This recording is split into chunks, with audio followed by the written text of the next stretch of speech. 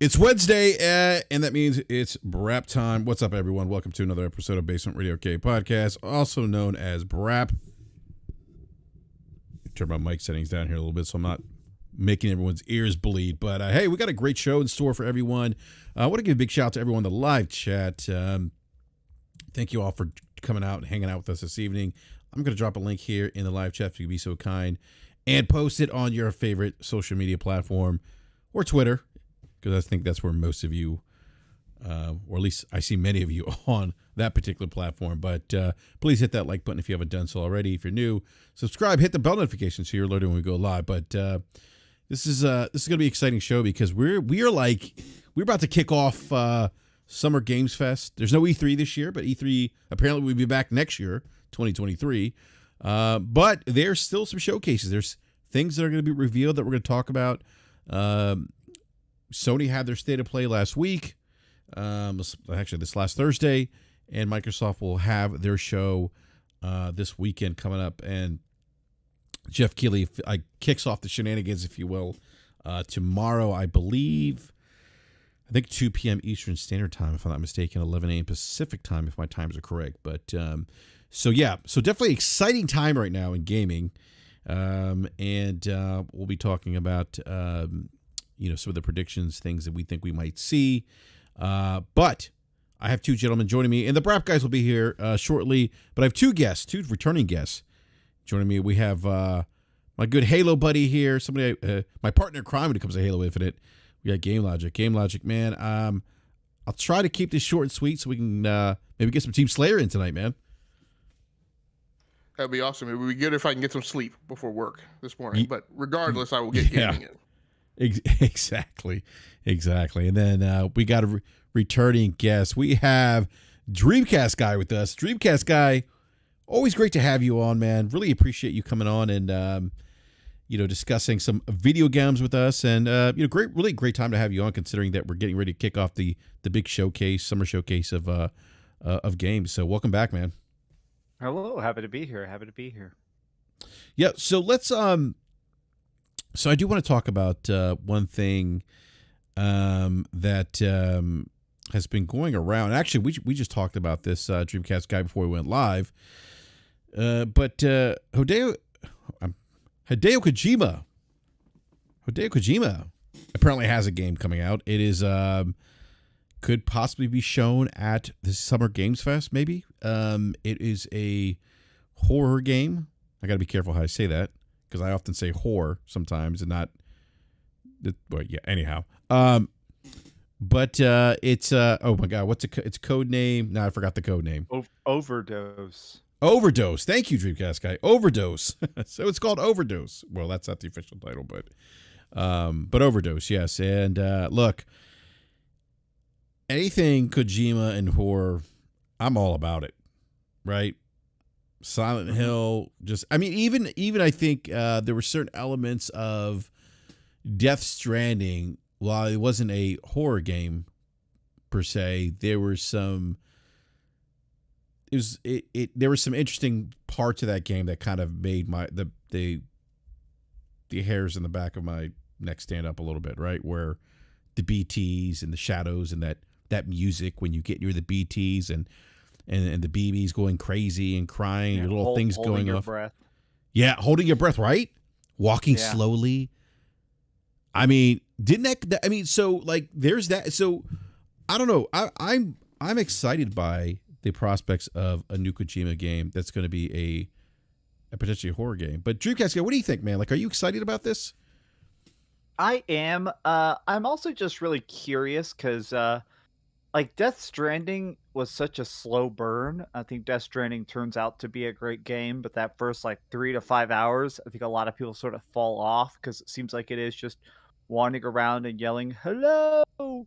So I kind of curious to see Kojima go back and make another almost, for lack of a better word, restrained experience. I'd kind of like to see him make a more focused game again, because I've been playing some older Metal Gear games, and holy heck, Metal Gear Solid is just like action, introduce a combat, give you a gun, here's a story, 12-minute cutscene about how nanomachines are secretly steroids for aliens. Like, back to the mission. I like that. I want to see a horror game that has that like really focused, chaotic Hideo Kojima energy.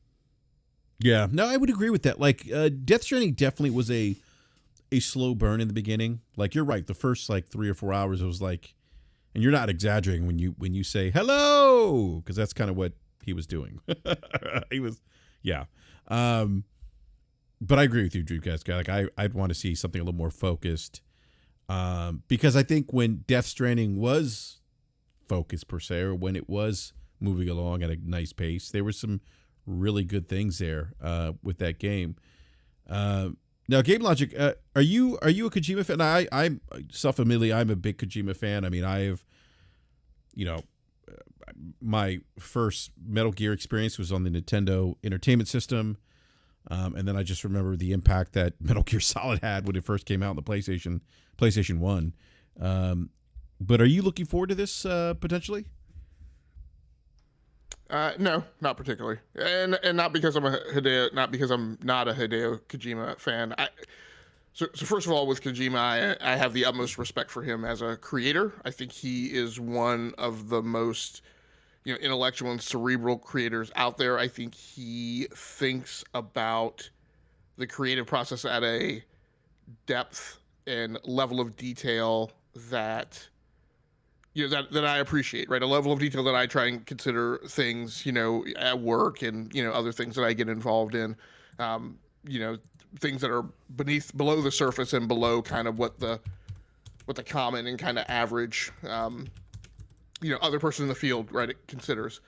I am not a huge survival horror fan. And I hate to say it, but I guess as somebody who kind of spends a lot of time kind of looking at the industry, I'm also not interested in the marketing campaign, right? My big problem with Death Stranding, and I think Death Stranding is an incredible game. I was actually fine with the onboarding and the initial ramp up. I actually thought it was, I acclimated to it much better than the onboarding in, say, Red Dead Redemption 2, which I felt just didn't respect a lot of my time and just kind of aggravated me in a lot of ways, and being involved in activities that did not lend themselves to my progression in the game, but were just kind of busy work.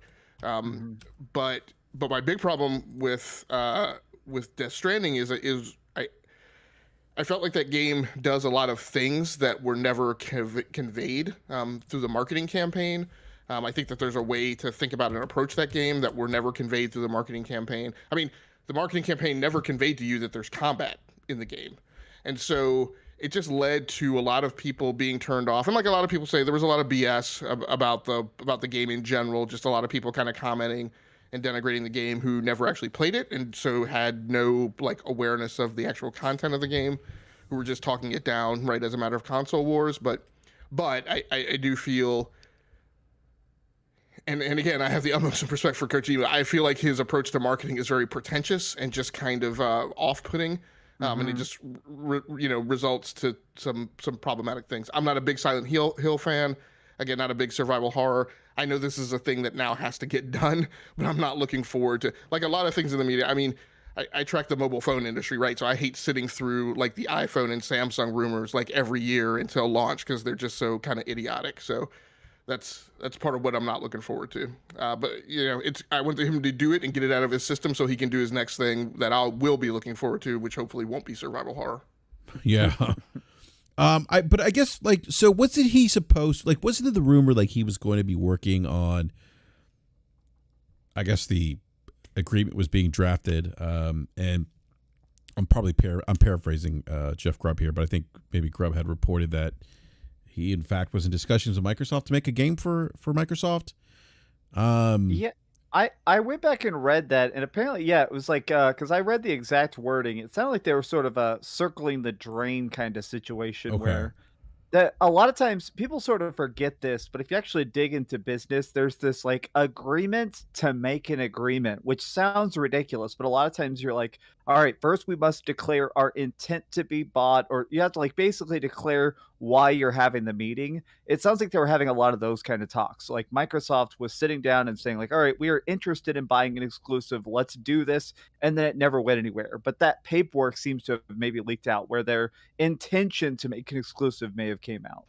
Yeah, so just to talk about it, right? So, just as you mentioned, as when companies are ponying up to go to the table, there's a few levels that they might go through. One thing is to go through an NDA. So there's an initial piece of paper, assuming that you don't have a standing NDA with a company, which one would have thought that's, for instance, a company like Insomniac and PlayStation and SIE would have had a standing NDA, right? Because they talk so frequently about doing business together. But if you don't have a standing NDA, that is one of the initial things that you'll need to get out of the way, so that basically anything that the two of you discuss is now proprietary and cannot be discussed, right, with other members of the industry, supposedly. Everybody's IP gets protected, right, yada yada yada. So it's not unlikely that was part of what was going on. Then the other thing is, then before you even necessarily get to the process of formulating the deal, then you're going to sign something that's akin to a teaming agreement, right? Where there's some discussion of what the general business relationship is going to be between the two companies. So there's a couple different layers of paperwork that, as you mentioned, parties need to go through. And it's, like I said, it's not unlikely that that's part of what may have been going on, if there were more specific details about the thing that was actually going to be built than that. Yeah, interesting. I wasn't aware that there was like a letter of intent for a deal or whatever the case is. But no, that's interesting. So I guess my question is: so is this game? Do we think is this game probably going to be multi-platform? Then is that kind of again? I've only seen that initial rumor, but has anything else been fleshed out in terms of what platform this game might be on, or has that not been discussed yet or leaked? I think it's going to be multi-platform because I think he needed to make Death Stranding exclusive. Like he needed that money from Sony provided a lot, including the engine and stuff, Decima. So I think he needed that to like rebuild his name, and now he's free to make a big old third-party project. But purely a guess, who knows? Yeah, it wouldn't. Two things. I don't think it would surprise. One, it wouldn't surprise me if it was like timed exclusive, right, on PlayStation or something like that, given the history there, or that if it was multi-plat. I don't think it would be exclusive to PlayStation. I think he may not need maybe the money per se or the support because at the time, like you said, Dreamcast guy Death Stranding, he didn't have the engine per se. And this is just coming at the heels of him leaving Konami. But it's going to be interesting. Like I'm really excited for this. I'm not a huge, well, I shouldn't say that. Silent Hill is a classic for me, and Dreamcast guy, Resident Evil, right? Those what remakes or remasters or whatever it is that's supposed to be announced. I love that franchise. I love Silent Hill growing up. I say growing up, but I was in my 20s when those games came out. So I wasn't quite, well, I don't know, maybe I was still growing up, I guess. But God, I feel so old, Game Logic. When I think of like Silent Hill, that was the first Silent Hill like 20 years ago? More than that, I think. More than right? that. It's like 25. I think it was like 26 or 27 years ago now, yeah. Yeah. Oh my God, I was like just out of high school, man. Eek. Yeah, wasn't it on the OG Xbox? Wasn't that Silent Hill 3? I think it was 2. Silent Hill. 2. Was it 2? Okay. No, 2. Yeah, it's called Restless Dream. Silent Hill 2 is exclusive to PlayStation 2. Okay, which is the one with the dog that talked to you or something? Wasn't there like which one was that? Was there like a no dog talked to you. There's like a big bunny in Silent Hill 3, and that comes back in Silent Hill 4. Silent Hill 4 was also multi-plat. But yeah, first Silent Hill was PlayStation 1 exclusive, and now it's on Steam. But man, I replayed it this week actually, and man, that game is spooky. I got to go back and play those games. I don't. Someone in the live chat says I'm getting close to 50. Yes, I'm halfway there. Yeah, I gotta go. I want to go back and play the Silent Hill games. But I'm hyped. I'm hyped, man. Like those the horror games, survivor horror, Kojima. Yeah, I hyped, and I hope it's more focused, like I think Game Logic was saying. So, yeah, that's gonna be exciting. Happy to see him, working on different projects now and bringing different games outside Metal Gear, because he, that was such a big focal point for him for such a long time. So, I do want to move on to another game. We were talking about Halo Infinite earlier. Speaking of FPS games, apparently, Battlefield 2042 is in abandoned ship mode. Yeah, I saw that. Hilarious. I mean, like, oh my goodness. So, but EA is claiming there's a significant team focused on evolving and improving the game. Now, I don't know. What do you guys think about this? Like, is it abandoning ship, or are they really kind of focused on maybe improving the game? Th- You know, They I think had to have ditched it. yeah, I think Grub I mean, was. Go ahead, man. they lost their money already. The game sold terrible. I mean, let's just face numbers. Games like that are big, they're expensive, they cost them literally hundreds of millions of dollars. The reason that Call of Duty is able to do what it does is it has like four separate studios rotating in and rotating out.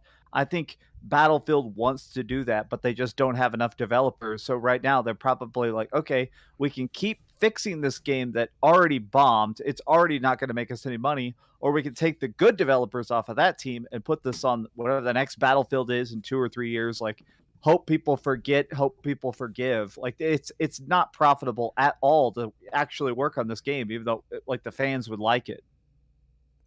Yeah, no, and you know, it's interesting. Like, so Jeff Grubb had said that Skeleton Crew is working to pump the content out as fast and as cheap as they possibly can. Then EA is coming back and saying, no, this isn't true. There's significant teams across studios, as I mentioned, focus on evolving, improving Battlefield 2042 for experience for players. But I don't know, man. I'm leaning on the side that maybe this thing is done, and maybe they're just cutting their losses and trying to improve. Maybe work on the next Battlefield. But for me, Battlefield, unfortunately, hasn't been good since, I think, Battlefield 4, I think. Was that the last Battlefield I actually enjoyed? Maybe it's 4 or 3. I kind of enjoyed Hardline. I like Battlefield 1 and I like Hardline was Battlefield good, Hardline. yeah. That was Visceral that made that, right? I think so, yeah. That was actually a good one. Yeah, no, I agree with you, Dreamcast guy. That was a good one. But I think 4 may have been like the last military one that I enjoyed. Because I think... Did y'all play much of 2042, Battlefield 2042? I did not. Nope. I played the beta. The beta didn't do what it needed to do, and I don't have time to spend my time on games that don't pull me over the threshold. So Right. It was a very weird because honestly, graphically, it was very impressive. Physics, very impressive. Vehicle control, extremely fun. Aiming was actually really, really, really fun, but it just lagged. It crashed constantly. There were only those couple maps, which were so big. You ended up like one of the problems is I remember a time where I was playing and I spent 8 minutes running across an empty desert towards a hurricane that ends up sucking me up, and then it said, "Your team loses. You're bad at the game." It's like, well, what the fuck am I doing? That I thought the hurricane was weird for me. Like, why? You know, like it was like Michael Bay directed this game, right? And decided, let's throw in a freaking tornado in this game. Like, it didn't make much sense for me. But yeah, I'm with you guys. I played the demo. It didn't grab me. A lot of issues. I didn't like it. It was too chaotic. And I'm like, I'm done. I need something a little more smaller in scale, if you will. And I just didn't go back. And the game launched with issues, a number of issues. But that game, I think that franchise has had some issues at launch anyway, with bugs and lack of content, and for me, it just hasn't been good since like Battlefield 3 or 4. I think 4 was the last one I actually really played. That was actually for me like the last good one. So the lesson I hope they learn from this more than anything else, and it's something I feel like Halo Infinite needs to kind of figure out as well, is like clear communication goes such a long way. Like, I kind of wish that they'd come out right at the start and said, "Hey, we're just having server issues. Here's what's causing it. We're working on it. Here's what we want to do next." It's weird that now we're 9 months into Battlefield 2042 and there's one new map. It's like, tell us what's up. If they'd communicated and said, we're working on a batch, or we're trying to do this or that, like, the silence I feel like pisses people off more than anything. And Halo Infinite had that problem, which is that I liked it, I was playing it, and then after 6 months of no real content, I was like, okay, well, I'm not buying cat ears, so I guess I have to quit. Hey, the cat ears are the sweaties, man, on Halo Infinite. It's true, they do hump me the most. Yeah, right. Logic. Every time we see cat ears on Halo Infinite, we're like, we got sweaties. That's true. Our flaming necks, or the flaming necks, yes, flaming shoulders, and gauntlets. That's true, man. Do we know what the what Battlefield 2042 sold? Did it say? I thought the numbers were that it here. Let me look it up because I thought they declared that it was like one of their biggest financial losses, and they blamed it on Halo or something. Yeah, they reported in February that sales were disappointing. I don't have the exact figures, but then they also reported in mid-Mayish when they were reporting their earnings at that time that that Battlefield 2042 will not be abandoned. Support for the game will continue and stretch for a long time. You know, and I'll go back to just kind of the comments just to present the other side of the coin. I don't really have a dog in the fight, so but. You know, this was Grubb's articulation of what was going on at DICE, and you know, again, that was his colloquialism. I don't know how close to the reality that maps. As Dreamcast guy mentioned, right, DICE is not a studio that, I mean, it is a studio that's engineered for Battlefield. Excuse me, it's not a multiple studio, right, release train in the same way that Call of Duty is, although there are additional support studios working on it, but it is primarily spearheaded by DICE. It is always the case with Battlefield that at a certain point in the life cycle that developers are pulled off of maintaining the last year's version and start work on the next year's version. So the comment that it's abandoned is kind of one of those things that from a software development perspective is one of those things that and I'm not throwing shade at Grubb, but you know, it's a thing that can be said about a software development pipeline by people who are not software developers, right? And it's one of those things that you don't really know unless you know, right? So if every year I pull 50 developers off the previous year's version to have them go start working on the next thing, and this year I pulled 51 off, right? Somebody will say, wildly extrapolate and say, oh, they're in abandoned mode, right? But when I look back at my historical trend, I'm like, dude, I pulled one developer extra off, right? Different than previous years. So, you know, in this story that they're in abandonment mode hasn't been picked up really by any major change that I've seen. What's gotten picked up predominantly is EA's refuting the report. So I don't know. I'm just taking it with a grain of salt. You know, as we mentioned, the game hadn't performed well, so I don't really know what it. I mean, who cares if they're in abandonment mode if the game's not selling well and people aren't playing it? I would also think that from a business perspective, my focus would then be on, you know, I need to get people on the next thing. This is not the Battlefront 2 story, right? This is not. I launched a thing with a clubbed foot, and I need to get good on it, right, and return to green, and so that development team persevered at that, right, to try and start pumping more content in it. And from a game design, game content perspective, I would say they did turn Battlefront around, although I don't know that they necessarily re-engendered all of their fans. But Battlefield is on an annual release cycle, so you can't really do that. Yeah, that's actually a great point, Game Logic. I didn't think of it from that perspective per se, but yeah, either way, I do think, I don't know, like they got to go back to the drawing board with this game. It to me, it just hasn't been good in years now. I'm not sure why. I think this game should have been delayed.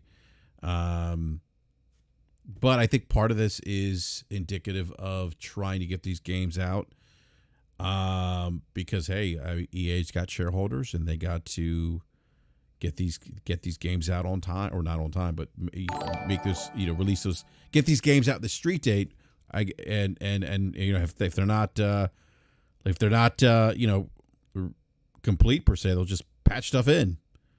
And I think that's unfortunate. But let me get the super chat from Sir X-Men with the $5 super chat. Says EA can redeem itself by giving me Burnout 3 Takedown Remastered and Remaster SSX Tricky, and SSX 3 in one package. Thank you for that, Sir X-Men.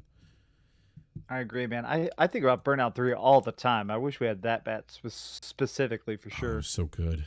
Burnout 3 is a lot of I don't fun. I don't mind getting another Burnout. I just don't want your chocolate in my peanut butter. Meaning, I don't want your Burnout in my Need for Speed. No doubt. Give me Need for Speed Underground again, baby. That's what I want. That I could get with, no doubt. Yeah, I thoroughly enjoy Need for Speed Underground. Actually, it might be the last one that I played. So, speaking of other shooters, I guess we have a release date for Call of Duty Modern Warfare 2, October 28th. Yeah. Interesting. We'll see more of that game tomorrow at the Keighley Showcase. And one thing that's interesting about Modern Warfare 2 and Logic, this is a question I'm going to throw at you because I thought about you because we've had this conversation about the price of games and what is it like AAA games being like the premier, I don't know, like product, if you will, of software and gaming, anyhow. So it looks like Call of Duty is going to be $70 on Steam on PC. And I've seen arguments from people saying PC gamers aren't going to spend $70 for games. What do you think, Game Logic? I mean, the proof will be in the pudding. Like I think they will, because the Call of Duty, right? If you've spent a year in the life of, right, and I did with Cold War, not deliberately and intentionally. I just looked up like 6 months later and I was like, oh, holy crap! Right, I've been playing this game for 6 months hard. It's one of those games that in my opinion, you benefit from the experience of playing it kind of from the beginning, and working through all of that progression and having that kind of as part of your, I don't know, of your experience, right, in participating in that content. And so that kind of requires you to go into the deep end of the pool right from jump. And I mean, there's not a ton of games coming out this fall for, I would contend, people who are kind of in that mainstream lane, if you will. And so, I mean, they're not going to be going into this fall with Call of Duty contending against, against a Battlefield that's, against a Battlefield and other AAA games, right, on PC that are in, that competitive shooter ilk. So I think the $70 price tag will be fine. Even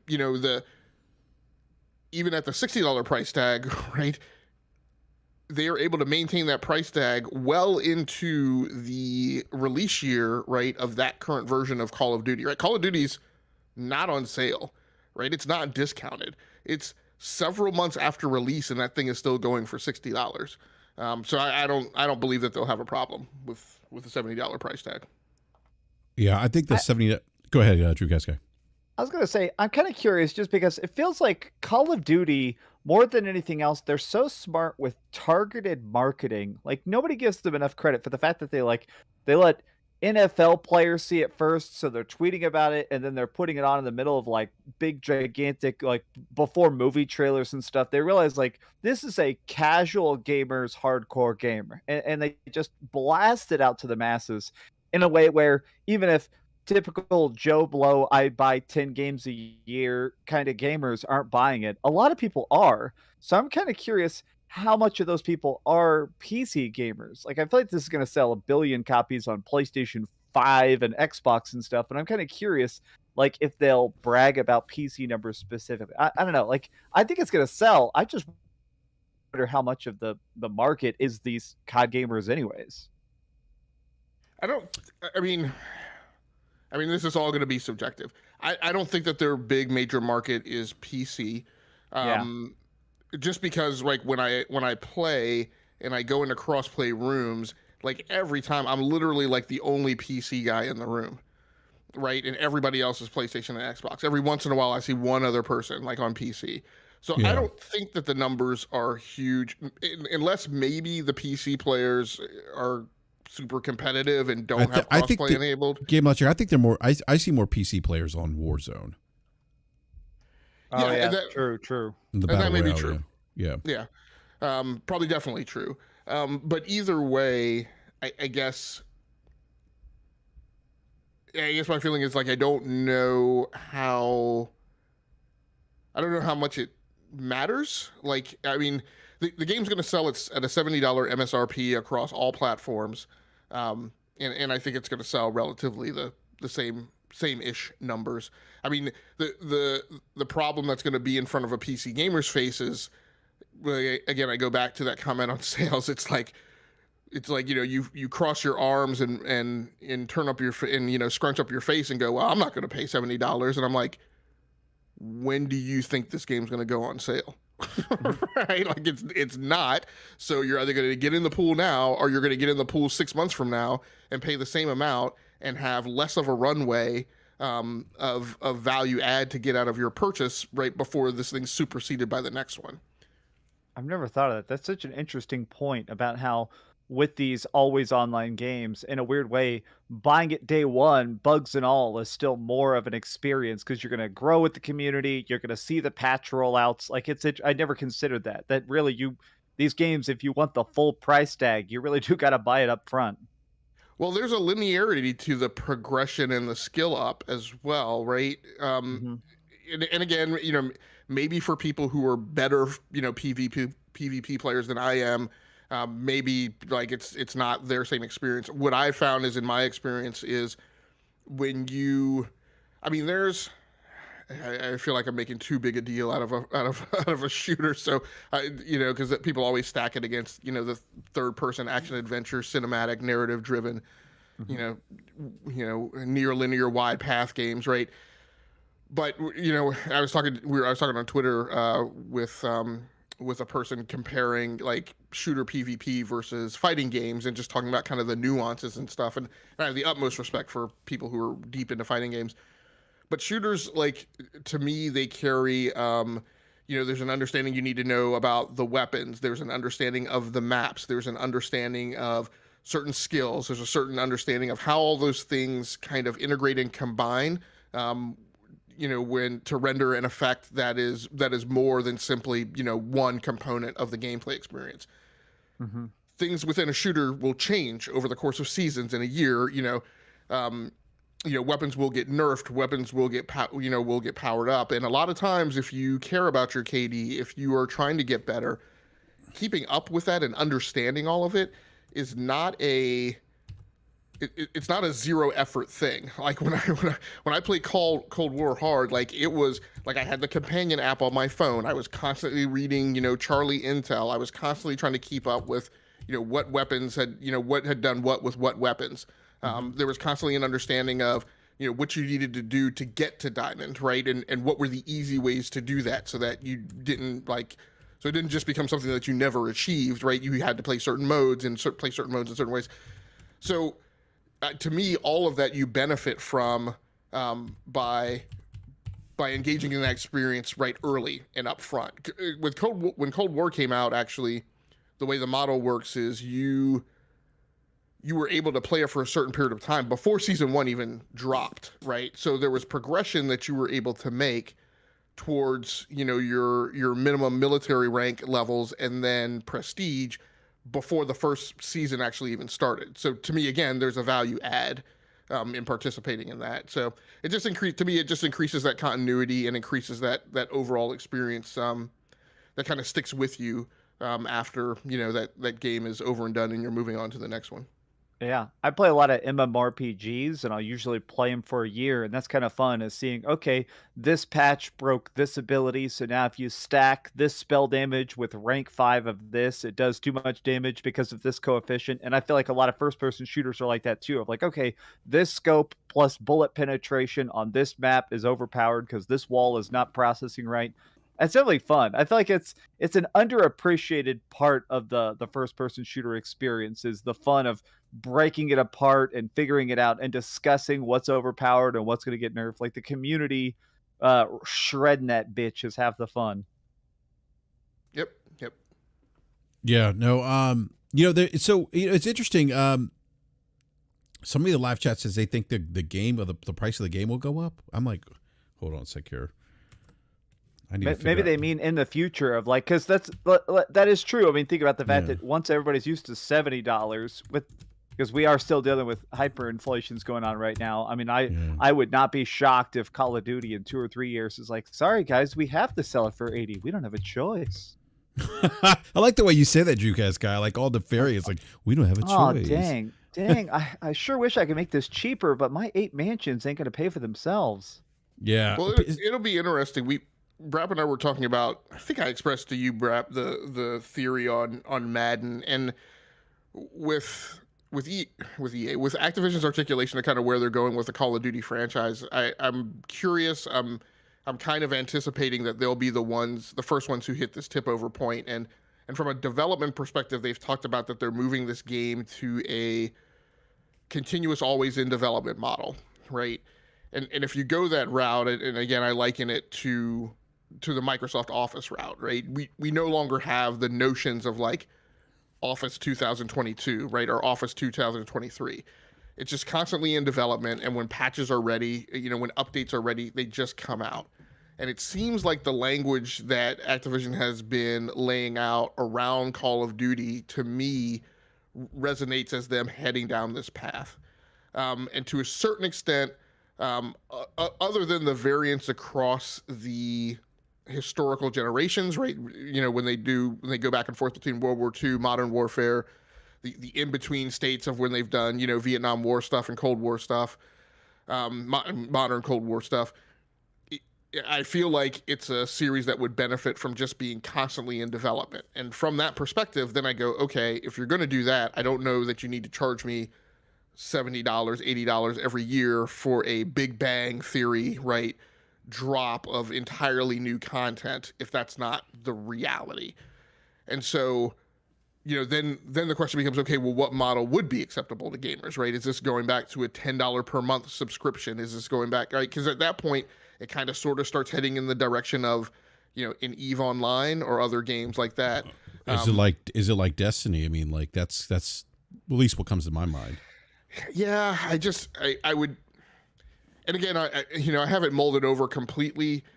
The Destiny 2 model in Activision's hands feels, well, and it was in Activision's hands, feels a little worrisome because with Destiny 2, it's kind of like you're paying, depending on what you buy into, you're going to be paying somewhere between $30 and $70 a year, I guess, to buy like the big content update and then 4 season passes.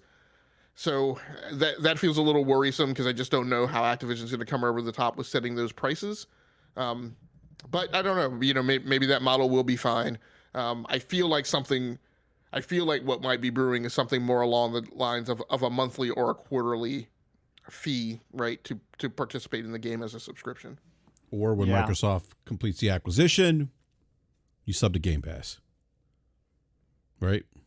Yeah, or you sub to Game Pass with a Call of Duty kicker, right, with an extra $5 fee or something on top of it. I don't know. Right. Yeah.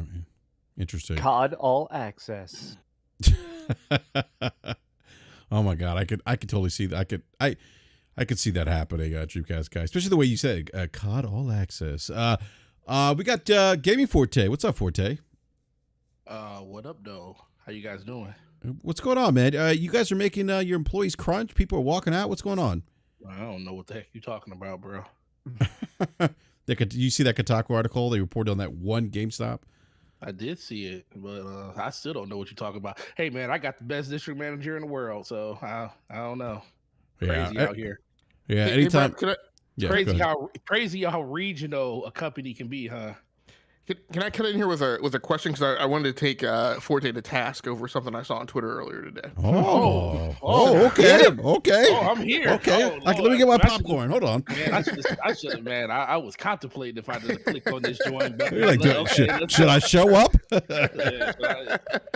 So what's going on? So I wanted to ask. So I saw this tweet from this guy who basically was, I don't want to say grousing, but basically saying, subscriptions, live service games, PvP, like they've ruined everything. And there's nothing that I love anymore. What the hell are we supposed to play? Wow. And I noticed that you were pumping that signal, right? You were sending that through the amplifier, right, and pushing it out into the ether, boosting it on Twitter as if I guess you agreed. And then I was like, well, why does Forte agree when he plays Destiny 2 like literally all the time? Like, I don't even know how Forte would find any room in his gameplay schedule to even participate in these games that this person is saying that they're lamenting no longer exist. So I just kind of wanted to pull the thread on that. All right, so this twofold.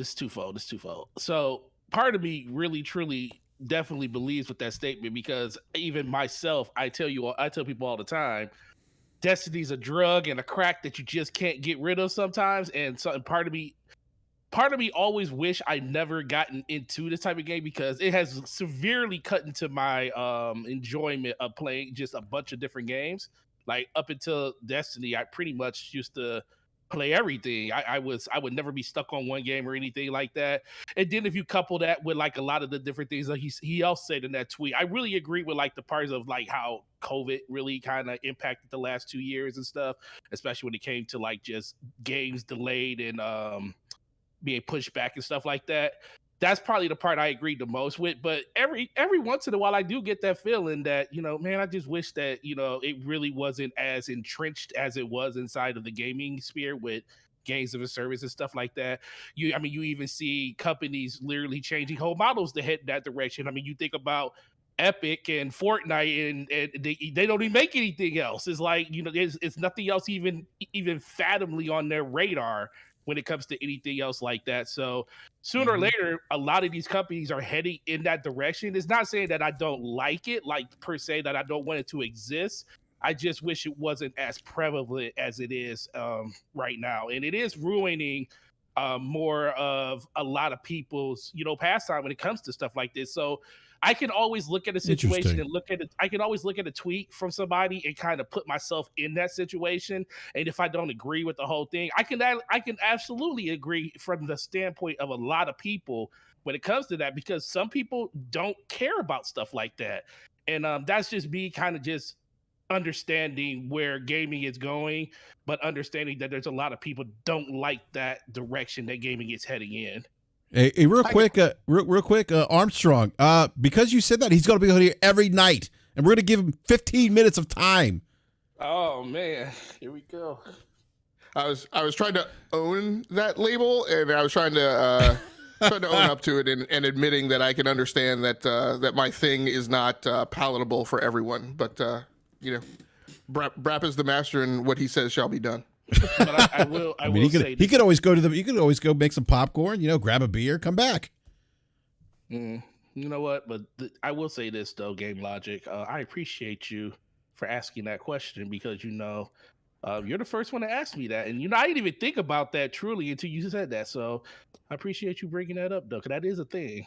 Well, I love that answer, because it's one of the things that I personally like digging at in the gaming conversation, right? Which is, it's so often we will, and this is a problem that I have on Twitter, right?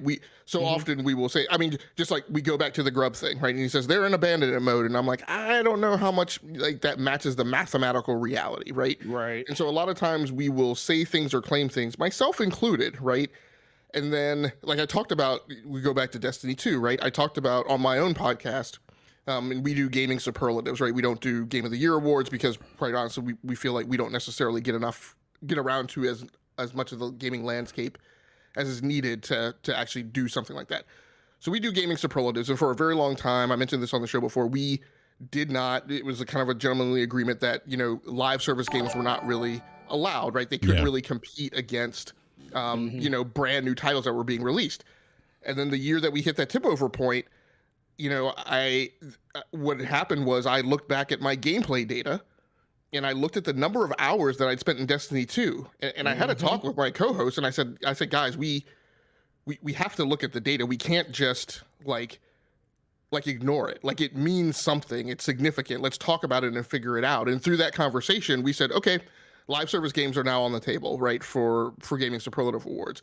So I appreciate your answer, because it's also similar to the way I kind of feel, which is, I went down the Destiny 2 path, and then I felt I needed to personally experience the Star Citizen thing.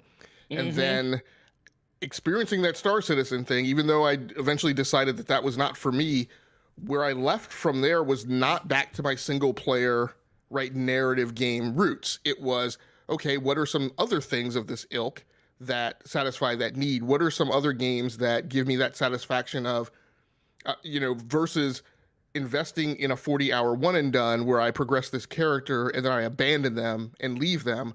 What are these experiences that allow me to stick to a character for a number of years, right? And I go back to Destiny 2 and say, if you follow the whole through line, right, there's an argument that we've been playing kind of the same character, right, for going on 8 years now. Yeah. So I appreciate that answer, and I appreciate the ability to recognize, however, that, right, there are other members of the consumer group that don't want that, and there are other members of the consumer group that are bothered by that, including you and I both, which are bothered by our own, right, progression down that path ourselves, right? Because we know we've left variety gaming behind. Yeah, it's it's always been an interesting conversation when it comes to that, because like you said, you kind of see the direction you're kind of heading in. Like Destiny wasn't the first thing that, like, it didn't just magically Destiny came out, this happened. It started for me with games like Warframe. Like I played before Xbox One and PS4 versions came out, which like doesn't PS4. Which doesn't get commented on enough, right? The fact that game has been going, what is that game, like 9 years old now? Yeah, and it's still going. Yeah, it's still going. I started playing that game in 2011 because it was like Xbox wasn't really bringing out any first party games or anything. I had just built a crazy good PC at that moment, and I was super into like the particle effects and everything that Warframe had. And I was like, oh man, I was just all into the eye candy of that game, and I jumped into it and I played that game. I mean, ungodly amounts too. And then it took literally the fact that game, because like everybody knows about Warframe, that game has changed significantly since 2013, 2014. Like that game has had a makeover like 6 times over. It's not even the same game anymore at this point if you try to go in there and play it again. And I was so tired of the monotonous grind in that game that it never changed up until that point. I was like, okay, I'm good. And I just found myself playing it less and less and less and less. And I've always been a shooter fan. I've always been a huge first-person shooter. Halo was always my love. Battlefield 4 came out at that time, and I was super indebted into the grind of that game. And that's where it kind of flipped over, and I left that game. But then it was just a simple fact that Bungie was one of my favorite developers. I had a lot of faith in them when it came to the idea what Destiny could be, which ended up not being what a lot of people thought it was going to be out the RAP.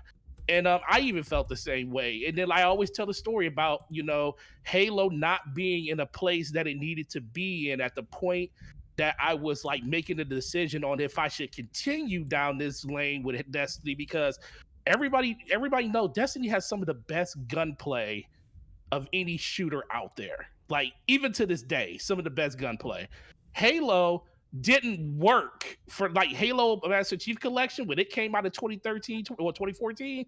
The game was unplayable for the most part, and that was my deflection point where I was like, well, I can't play this, so I have to play this. So my hatred of playing this game that was like a merry-go-round just continued over a course of 3 years, 4 years. And then I got to the point where the story started getting better and they started doing things that I liked and the updates started coming faster. And then you look at it, it's 2022 and we are now. But honestly, I'm in the same situation now. And I haven't said this to nobody. I don't play Destiny as much as I used to. Like I don't feel like I have to log in every day and play. I probably played less this season than any other season. It has been about 5 weeks so far. But I'm in a situation now where I'm like, what's new? Like, yeah, you're adding new stuff, but all the stuff you're adding is stuff that I already had in the game. New locations added back to the game. Stuff that I already paid for once that, you took away 3-4 years ago, and now you're introducing it back to the game. And as fun as the gunplay is, the game is starting to get samey to me. And that's what happened in 2013 when it came to Warframe. So when I see a tweet from somebody talking about, how games as a service is kind of, changing the pastime and everything is moving in that direction, I'm definitely thinking about how I'm consuming that media, but I'm also thinking about how a game like Halo, that is absolutely my first love, I feel like is literally being criticized like to their own right. It definitely should be, because they're trying to fit a system into a game that never really should have had that system in the first place. Not saying that it can't succeed at some point, because I do think they will make it what it needs to be at some point with just time and more money thrown into it. But that game should be something that we should all be proud of as, fans of that franchise. And that game is nowhere where it needs to be because they prioritize trying to monetize the game above anything else. And that's where gaming is kind of slipping for me and a lot of other people when it comes to games as a service. Yeah. Interesting points. Real quick, I want to grab the super chat here from Moneybag97 with the $2 super chat. Moneybag, with a name like that, I expect more than $2, but that's okay. COD Day 1 Game Pass is 100,000 plus more subs. Okay. Speaking of subs, this show is brought to you by Subway. No, actually, it's not. What do y'all think about the Call of Duty trailer not having anything Sony related on it? I mean, I thought it did. I didn't see. The thing I saw said the exclusive, or maybe I did it, but I saw a thing where PlayStation's getting the beta first. Did it say on? I didn't see the beta. I saw the beta screen, but did it actually say that it's coming first to PlayStation? It did. I don't know where, but I think what it did is the thing I saw, and I'm remembering something from 12 hours ago, but the thing I saw showed a PlayStation 5 and it like zoomed past the events and it said play the beta first. So so it was a transition thing that they kind of just hid inside the trailer. It didn't say the words PlayStation first. I think in the fine print at the bottom it also spelled it out explicitly, but that's what I remember is the I have to go back and look at it. Yeah. And speaking of COD and everything, and that's going to be shown at the what's it called? God, I'm Summer Games Fest. Thank you, Summer Games Fest. Microsoft's got its show this coming weekend, and actually they did make it a big announcement. They're going to have a second 90-minute showing. I think that following Tuesday, if I'm not mistaken. It's Tuesday. Yeah, did they name that show? I don't know. I don't remember, man. I'd have to go back and read the press release again. But I have a thought on that. Microsoft is out of the big three. They are probably going to have Sony's not going to be there. They kicked off, if you will, the season of gaming, summer gaming, whatever it is, last week. But Microsoft's going to have this big. It's the Xbox plus Bethesda showcase. And they're having this thing on Tuesday, which is kind of be interesting. So they're going to show. My understanding is that they're going to show more gameplay. I think on Sunday, and it's more gameplay focused per se. We'll probably see Starfield there. We'll probably see updates on some other games they've already announced. I've heard we'll see some smaller titles. There'll be Game Pass. There'll be a lot of Game Pass stuff there. But the interesting thing for Tuesday, you said you had a theory on this. It sounds like that's going to be more like behind the scenes or development type, like developer interviews, right? Is that kind of what your thought process is too, Forte? Or did they actually say what that show was going to be, other than it just being an extension? I think they did say. Yeah, and I'm sorry, man. I got to go back and look, man. But I do think it's something more like developer interviews, things like that. Yeah, I'd have to go back and that's what I was kind of thinking, because it's thinking like, okay, Tuesday is a day that a lot of people are back to work and stuff. You want to save the Sunday because that's the day that a lot of people are off and stuff. So you're going to get probably more. You're going to get more like just the gaming fan probably watching it and stuff when it comes to that. But then on Tuesday, you can get a lot more of the news and information where publications and stuff are at work and they're consistently pumping out articles and stuff that gets the news cycle running and stuff. That's one thing. But what could be really interesting if like we know this is the Xbox Bethesda showcase and stuff, but what they have so many studios. What if, pie in the sky, they announce at the Sunday show that a particular acquisition is about to be finalized, and they make that a separate showcase for another publisher that they just purchased, probably. No. I'm going to say no as well, just because. Like I said, pie in the sky, just throwing it out there. The only reason I don't think so, I do think there's more stuff that'll be announced before the end of the year, maybe even this month, but specifically during E3 time, this is broadcasting to the normies. It's everybody Right. from soccer moms to people that just want to figure out what Alan Wake 2 looks like. So I feel like if you come out and say like, well, according to our quarter 4 finals report, we've used our excess surplus to purchase 5 new studios. Like, no, people don't want that. They just want to see like, No, okay, no.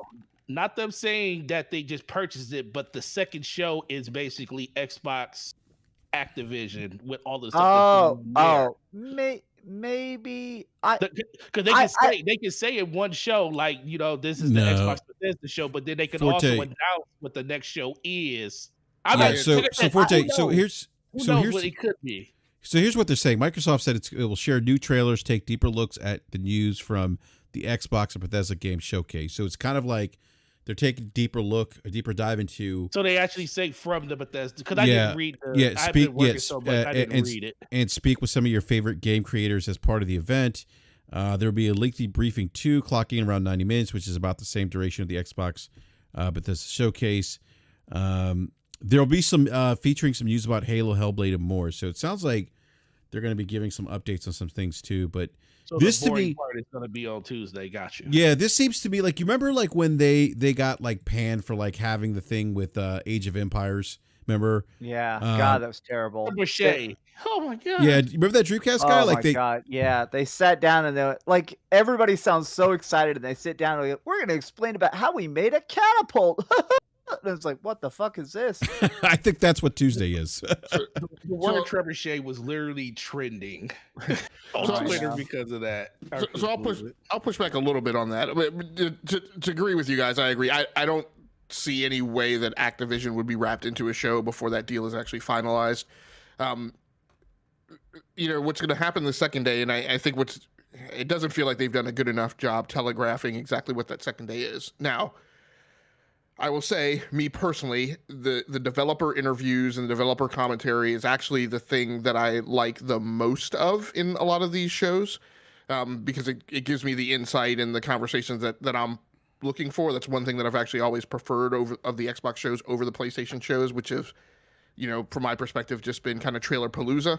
And in a lot of cases, like display gameplay motifs that are not actually the way the game is formulated when it finally comes out 2 or 3 years later, right? I mentioned a few weeks ago that, there were these discussions on some other podcasts that, Sony always shows games that are about to, that are imminent in dropping. And I'm like, I go back and I pulled the history on The Last of Us 2 showing and Ghost of Tsushima showing and the number of years that those games repeatedly showed up at E3 before they were finally released 3 or 4 years later. So I actually like the developer interviews, but the problem is, if that is going to be the bulk of the content, I don't feel like they've sufficiently telegraphed to everyone that that's what it's going to be. And what has been bad over the last several years of shows is that when gamers who tend to be very visual and not appreciate the commentary show up and it's just a bunch of talking, that's when they lash out. So there was the show, I can't remember, it was last year that was all like a diversity show and something else from, I think it was one of the Koch Media, like somebody out of the Embracer group, and like gamers who tuned in to listen to that like flipped the heck out, right? Because it wasn't a bunch of trailers. So I just feel like they need to come a little bit more correct and transparent on that and convey to everyone, right, what that second day is going to be, or else, Yeah, that literally could, in so many ways, just take the air out of the room. From, if let's say the Sunday show is really is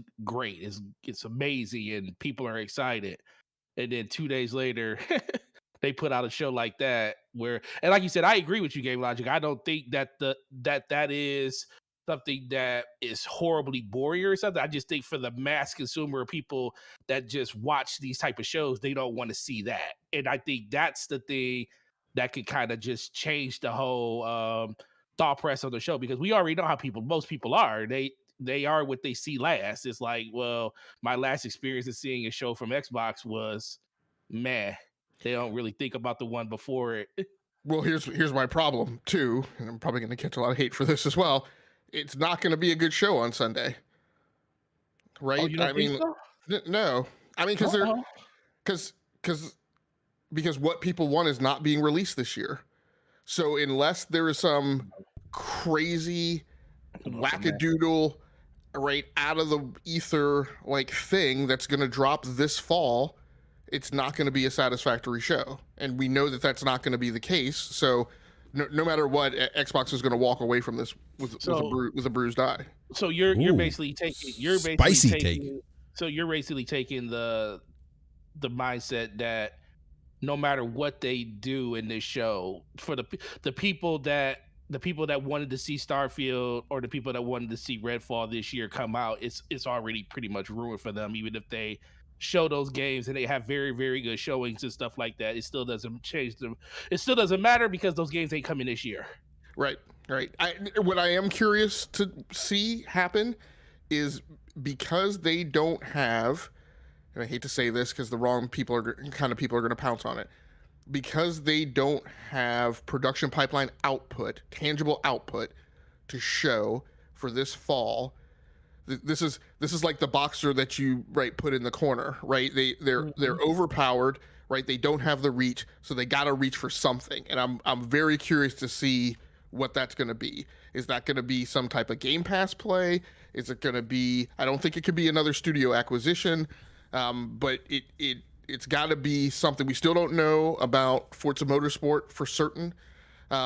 Which again, I don't think that one title overcomes the bad press of the last 6 weeks, right? It's just been a perfect storm of bad for Microsoft.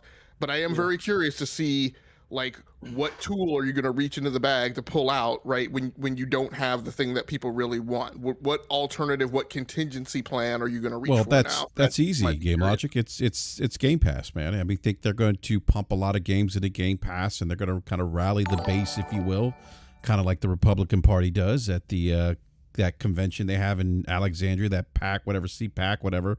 And they're going to rally the base. They're going to get people excited for things going into Game Pass. There's the leaks of GoldenEye, the achievements for GoldenEye or whatever. Maybe that's something that's shown, but I think that's how they'll do it. They'll have some kind of game that's going to go into Game Pass, or a game that released recently that's going to go in Game Pass. And people are going to be like, yes, the value. Yes, look at all these games coming to Game Pass. Value, yes. And I think as long as they do that and they keep that fan base happy with that, I think they'll be okay. I mean, again, I'm not coming into the show with very high expectations. With some of the things I've heard, it's like it's not going to be a bad show, but yeah, don't expect this, megaton or anything that's going to really kind of shake the earth, if you will. I'm definitely going to the show with expectations. Screw all that. That whole temper your expectations. I'm tired of that narrative. It's not your responsibility to not be hyped for their freaking show. It's not your responsibility. There's no more tempering expectations when you spend $70 billion. Yeah, there isn't. Yeah. It is their job to blow your socks off. And this is the thing. But I don't think it's this year, though. Next year, different conversation. No, listen.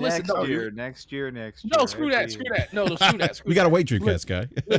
Listen, someday, 2032, that's our year, baby. Yeah, listen. I understand that they and this is the thing. I do agree with Game Logic when he says that for a lot of people, this show was already ruined because those games were moved out. But it still doesn't change the fact that if they show this stuff, that doesn't change the fact that these games are still coming at some point. You still have to show this stuff. I don't want to see trailers. I don't want to see CGI trailers for stuff that you already showed. I want to see I want to see gameplay of the stuff that you've been talking about for the last 3 to 4 years. Because this is the thing. We need to see that. No, we'll see those things. But the problem is they don't have anything. The problem is Forte. They don't have anything like Game Logic said in that pipeline right now. Okay, but that still doesn't make just because those things are not coming this year because they delayed them because of they don't have anything coming this year. I know they don't. We don't know that. We do not know that. Well, we know as of right now there is nothing on the slate, and that's what I'm saying. We're going into the show as of right now with the assumption that maybe the only thing that they got coming this year is Forza Motorsport, and we don't even know that. So we don't know what they have coming. We don't know what they have coming. but you still shouldn't be sitting up here tempering your expectations on a $70 billion a company that just purchased one of the biggest publishers out there and made the second big, well, not as of last year, it isn't the second because once they purchased Zynga, but another one of the top 3 biggest acquisitions in gaming freaking history. They have so much content by all of these studios, and they need to show that stuff, and hopefully they live up to. But just because that stuff may not come this year, it may come at the beginning of next year, it may come towards the middle of next year, they still have a onus to show that stuff. They have to put on a show that will remind people what they actually purchased into. And we can't be thinking they can't do that. That doesn't get me excited, man, to be honest. Well, that doesn't get you excited. But this is the problem. This is the problem. Because last year, when what's up, B-Money? E3, what's going on? Last year when we watched their E3, and we talked about it on the show, everybody gave their show a pretty good score. Yeah, we said they did their thing, and one of the things that I called out was everything that they showed us was CGI. Yes. They didn't show us any gameplay about anything, and we rated the show high. If they come with gameplay and the gameplay looks great, we can't rate the show any lower than what we rated the show last year. Facts. So this is my thing, and there's a lot going on with chat. So I mean, Capono, I respect what you said. Like if the show's a banger, will I take back what I said? This will be like the boring thing that I guess Armstrong says that he doesn't like as I go through all this, right? What I own is I own a continuity of what I say, right? It is. Well, I think there are some gamer perspectives that give allowance for this concept of kind of what the gaming industry is doing or what a vendor does from year to year as if it's a sports season. That's not the way that I look at it. Again, I'll go back to Game Pass released in 2000. Let me go back. No, let me not hit that date. The first studio acquisitions, right, were 2018? Yeah, 2018. Right? Xbox day and date was announced 2019, right, on Game Pass. Game Pass itself was what, 2017? Yeah. Right? So 2017, yeah. So it's been a big wind-up, right? This is not like I feel like I'm kind of talking through the same stuff again. This is not like this has just happened. This has been the last 4 or 5 years of my experience, right, as a gamer. So when we talk about the shows, right, what the show, for me personally, the shows from 2017 up till now have been a big wind-up showing potential. And I've been willing, based on my expectations of what production pipeline output is from a development life cycle, right, to allow that to continue, right, for you to continue to advertise to me potential. They have simply hit a point with me where I have passed my threshold of where I'm willing to bank and feel comfortable and like constantly being transmitted and broadcasted a signal about potential. I think Capono said another thing now, and where I'll maybe give some flexibility on kind of what you said, Forte, is if they come to the show, I've made this comment about a roadmap, right?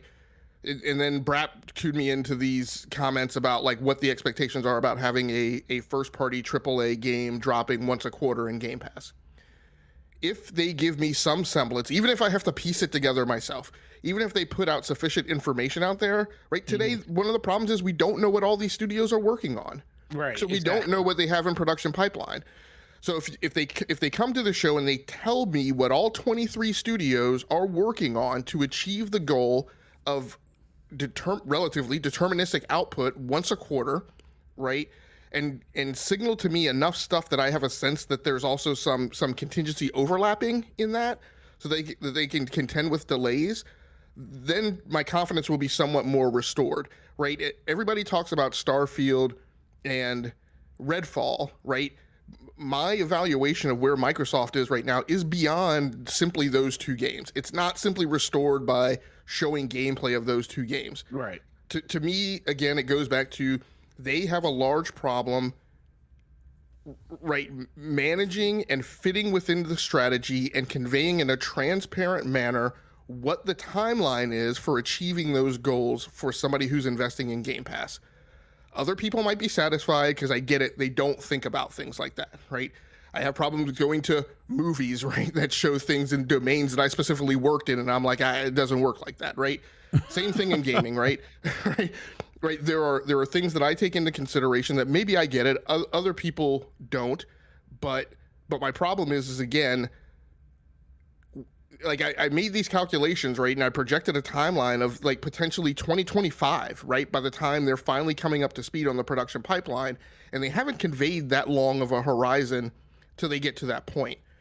I get that what they put out about wanting a game in there every quarter was a thing that they had with journalists, and maybe they didn't expect that to necessarily be the understanding that the general consumer base has, but it's the understanding that I have.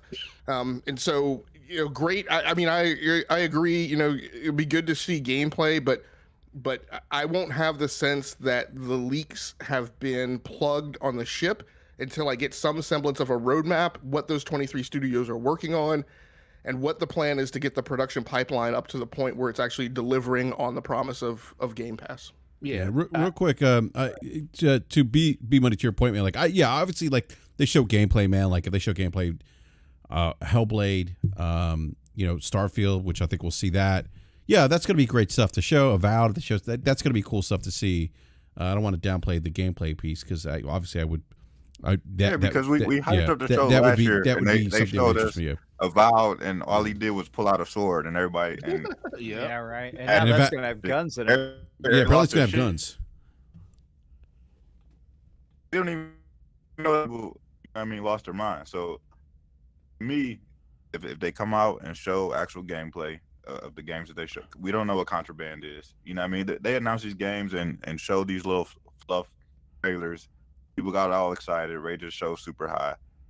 I just don't understand how people can go in tempering expectations of this show. We know a good majority of the games that they announced last year. They have to show what the games are. Yeah, I probably should have expanded upon that a little bit. Like what I'm saying, like like I'm not expecting like megaton announcements, or another studio acquisition. That's what I'm saying. Like I'm not expecting like these massive earth-shattering announcements. I am expecting to see gameplay of things that they've announced, which I'm okay with, right? But Dreamcast, let me go to you, man. What are your thoughts on the show? What do you think we might see? Or predictions? What do you think we might see from them on Sunday? I'm just hoping, honestly, lots of gameplay. I almost want to see less trailer numerically and more just raw people sitting down and playing stuff. Perhaps the biggest presentation of any of their trailers or anything in the last couple of years that melted my brain was that Senua's Sacrifice Saga, whatever the hell, where they just showed her walk into a cave and there's a giant and holy shit, it's on fire. Like that was a million times cooler than all the Elder Scrolls 6 logos floating on a PNG background. Like, I just want to see somebody theoretically holding a controller and theoretically playing the game. Because as much as I'm happy about Game Pass, as much as I'm happy about all these acquisitions, I want to see it. I want to see what the hell these games actually are. Like, don't tell me, don't do a roundtable, fucking show me. Yeah, I hear you, man. And I want to address some of the comments in the chat. Again, I appreciate your guys' perspective, but again, I'm going to jump out real quick. For some reason, my internet keeps chopping out. I'm actually missing about 80% of what y'all saying. I'm sorry. I don't want to reply to the wrong thing. I'm sorry. I'm going to jump out. I'm sorry, guys. No worries, Drew. Man. Y'all have a great one. Yeah, you too, man. Thank you. So part of my problem in the comments is, again, and I try and differentiate between these things, right, and put them in different buckets and make sure that I convey the target line that I'm talking down, right? There are times when I articulate things in terms of what my personal perspective is as a consumer. There are times that I articulate what my perspective is in terms of my evaluation of the industry and what's going on. My comment about what this show is going to be and how it's going to marry up to expectations are based on what my expectations are as a consumer, right? I get that from an industry and a market perspective, there are plenty of people that are going to be satisfied. Plenty of people who haven't hit their threshold of where they're going to wait. Dr. Peter Van Nusser said these $3 billion companies don't give a crap about the 2% or right. Wake up, they work on their schedule and not your expectations. Again, my comment isn't about, my comment is intermixing a little bit of what my expectations and schedule are. But again, I go back to Microsoft are the ones that said that their goal is to have one AAA first-party game in Game Pass per quarter. That is not my expectations. That was an expectation that they set. That is their objective and their goal. And what I'm commenting on is that they haven't achieved that goal. They haven't conveyed when they're going to achieve that goal. And by my calculations, they're not going to achieve that goal till 2025. And if I'm saying I'm tired of waiting now, at 5-year point, I'm going to be just that much more tired, right, after waiting 3 more years. Again, you can evaluate that as you want. I'm just commenting on the facts and what they are. And then another person says, Froggy T. Wright says that, it seems like a lot of people only view Game Pass as first-party content. I don't.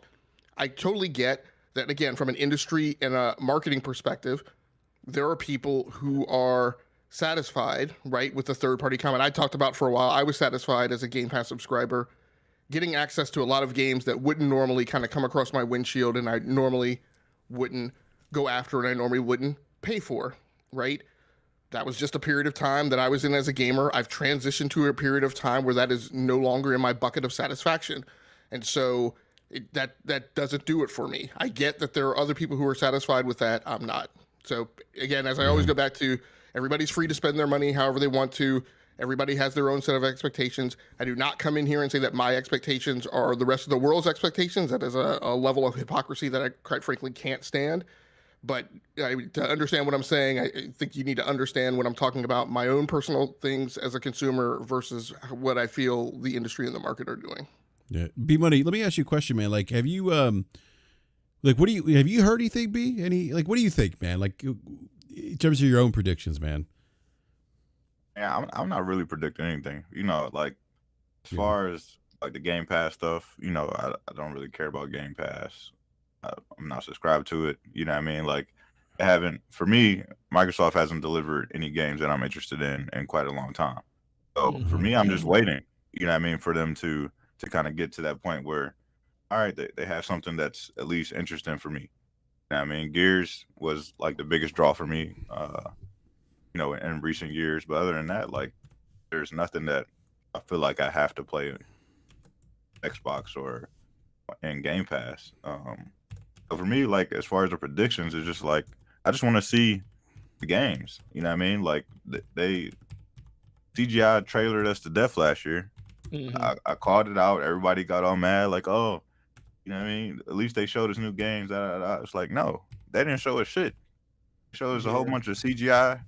They announced games, didn't tell us what the game was, moved on to the next trailer.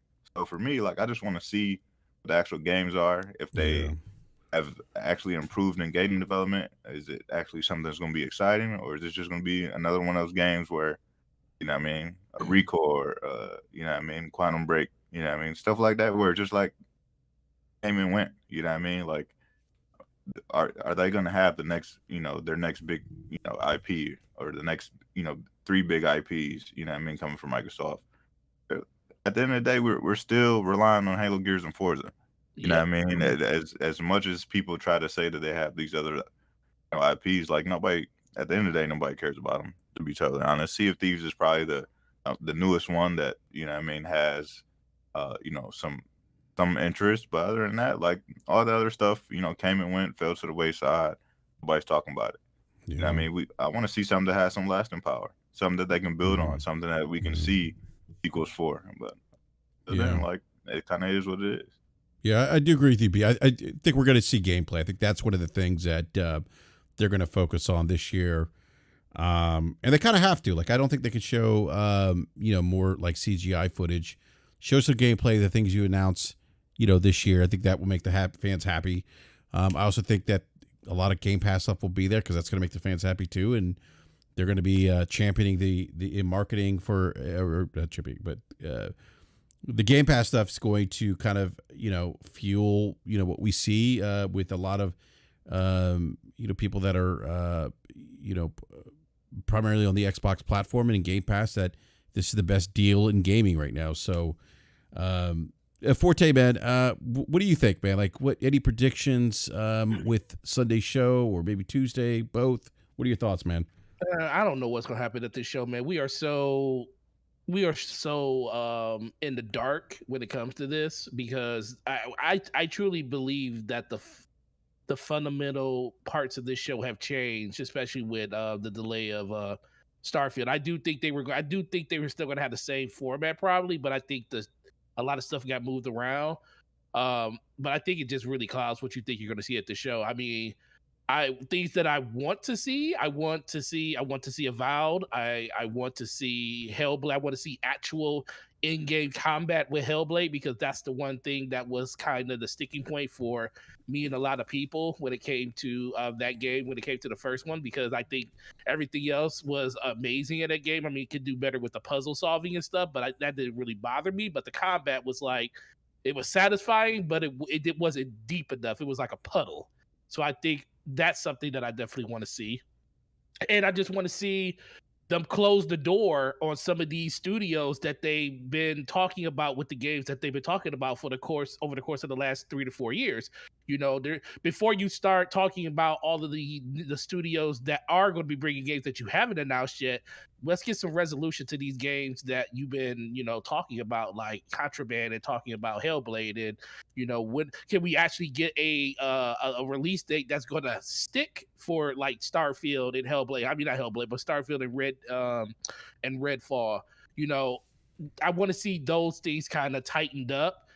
Because like I said, I do believe that for a lot of people, even knowing those games won't make and break everybody, it doesn't show confidence in the platform when it comes to stuff like that, because people come to the systems for different things. For me, I know all of these games are coming. They're coming at some point. So all they got to do is just show me what the progression on these games are. Like show me something that I didn't see last time. Show me like where you are in development with Avowed. Show me where you are with Forza Motorsport, because that is a game that supposed to came out in 2017 or 2018, and we haven't seen anything on it, over the course of the last 3 to 4 years, or even heard about it. What is the state of that and everything like that, and throw some surprises in there, some stuff that that's back in the archives that a lot of people probably didn't, people wanted, but they never thought you would go back and actually bring back and have a studio make or something like that. There's a lot of different things they could do, because people that say that they don't have the whole we don't have enough studios things is out the window. It's been out the window for a long time. So now it's just time to like pony up, give us the you say pony up? Yeah, pony up. Yeah, definitely pony up. Pony the money up. They already ponied it up to get all of these studios. Now pony it up to actually get gamers excited for the stuff that's coming out, because I think that's the thing that a lot of people are always worried about. They're worried about being disappointed in what they're doing. You should. If they don't show what you want them to show, you should be disappointed. It's not your responsibility to, like I say, temper your expectations for something that you want to see and you're hoping to see from a platform, especially with the amount of money you put into these platforms.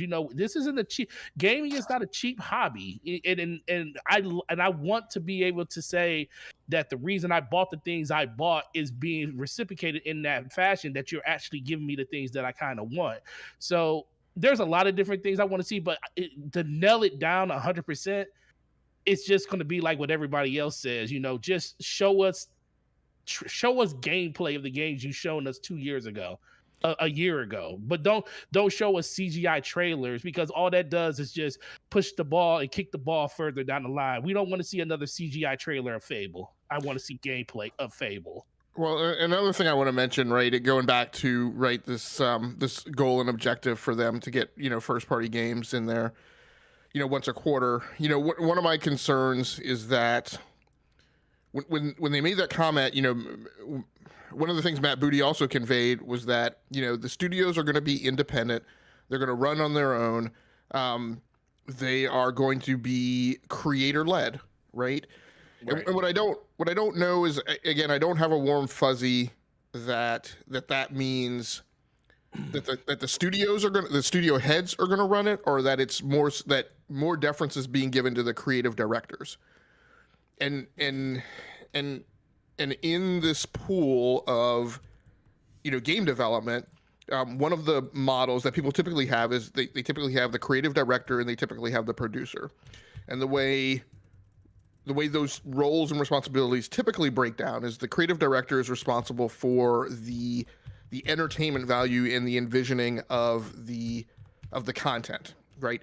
The producer is typically the person who's responsible for keeping things on schedule, right? And managing resource and staff and, the funding for, tooling and cloud consumption and that kind of stuff, right? The thing that most people will find boring, right? Right.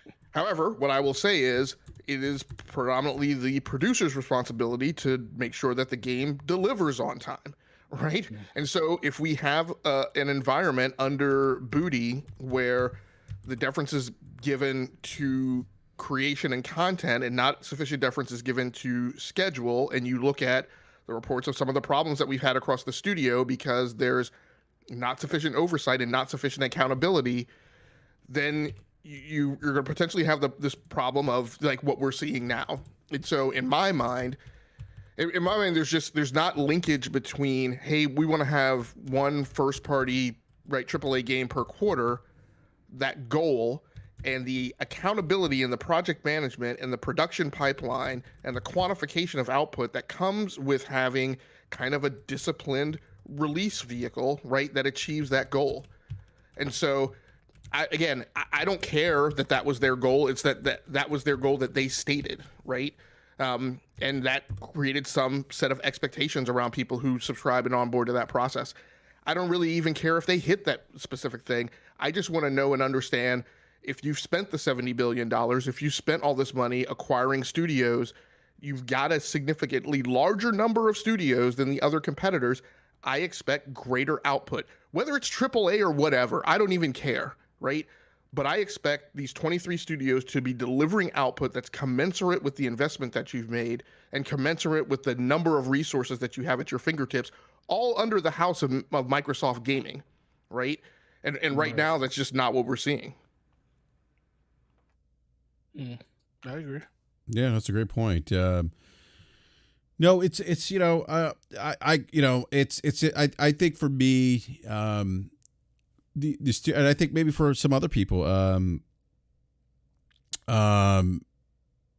it's I think the expectation, the bar was set high, at least for me. I don't want to speak for everyone else.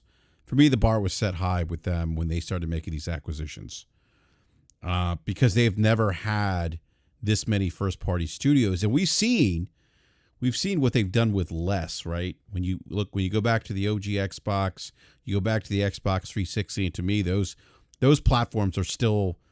I would rank the 360 as well. People would probably disagree. I know people disagree with me on this, but I rank the OG Xbox as my favorite Xbox platform, the 360 being second, and then probably the Series. Well, the Xbox One, and then the Series consoles now. But I mean, if you go back to the OG Xbox, I mean, they were cranking out some really great titles, and there were some landmark franchises that were birthed on that particular platform. But now they have so many more studios and some really talented ones at that. So my expectation, the bar for them has gone up significantly much higher. And I'm just waiting for them to. That word "waiting." I'm just waiting for them to see what they do. But there are some concerns. I mean, like we've seen, what happened at the at the initiative, and we've heard stories of mismanagement and things like that. We saw what happened with Halo, which still today. I mean, even though I'm playing Halo Infinite multiplayer, and I'll say this, the core gameplay is solid, but that game had some issues in development, which is baffling to me because this is your baby. This is what brought you to the promised land, and the way that game was treated and mismanaged is just bad. It just doesn't make sense to me, and I wonder what that means. If they've had issues just managing less studios, how are they going to manage this big conglomerate of studios now? It's going to be interesting to see how that plays out. I'm not saying that it can't be done. I'm just saying it's going to be interesting to see how that plays out. I'm not totally going to buy in the fact that everything is sunshine and roses, because they still need to deliver the goods per se. And they may very well. And if they do, that's awesome. I'll be excited. So yeah. So one comment is in the chat is, are there no allowances for life in a pandemic? And I'm trying to come at this politely. I think the issue is that since the launch of the console, and help me out, right? My memory may not track, all releases, but I want to say what we've gotten out of the production pipeline is 2.5 games, right? We've gotten Halo Infinite, Psychonauts 2, and Forza Horizon 5. Is that accurate? Psychonauts 2, Forza Horizon 5, Halo Infinite. What was the other one? Was there another one? Those were the only 3 that I mentioned. And then Forte's favorite game of the generation, Flight Simulator. It's a game. That has a Top Gun Maverick module in it. That's fire. Okay, I'll give you that. Age of Empires, which is fire. The new Age of Empires is fire. So that's a game too. So that's 4. So those are 4 games. But that's a PC game. The production pipeline, definitely started with PC as the primary target. But I'll give all 4 of those.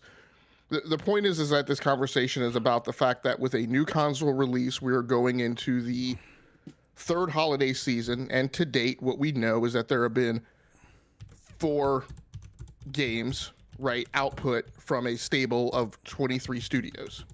Mm-hmm. And that's what I'm saying is I just don't understand that. And again, there's maybe reason for that, but I think I don't know. I think that the arguments, right? So the argument is that we're speaking from ignorance and conjecture, and if that's valid, it's valid because the transparency hasn't been conveyed, right? And when there's uncertainty, you can take one of 2 perspectives. You can either be okay with it because you're assuming that on blind faith and hope, right? Mm-hmm. And that's fine. Or you can not be okay with it because it's I don't trust it until you show me that there's a plan, right? I'm just falling on the right side of that equation, right? And if people are still in their blind faith and hope mode, then that's fine, right? But I don't know that either one of those positions is so valid that it can direct vitriol at the other, right, and invalidate it. I would say that you also have no evidence right now, no objective quality evidence that tells you that those 23 studios are going to come correct and are on track to deliver, right, what is commensurate with the total stable of studios they have. So, I mean, I don't know what to tell you about like being mad at me because I'm doubtful, right? When you're happy and you're fine with it because you're assuming it on blind faith and lack of data.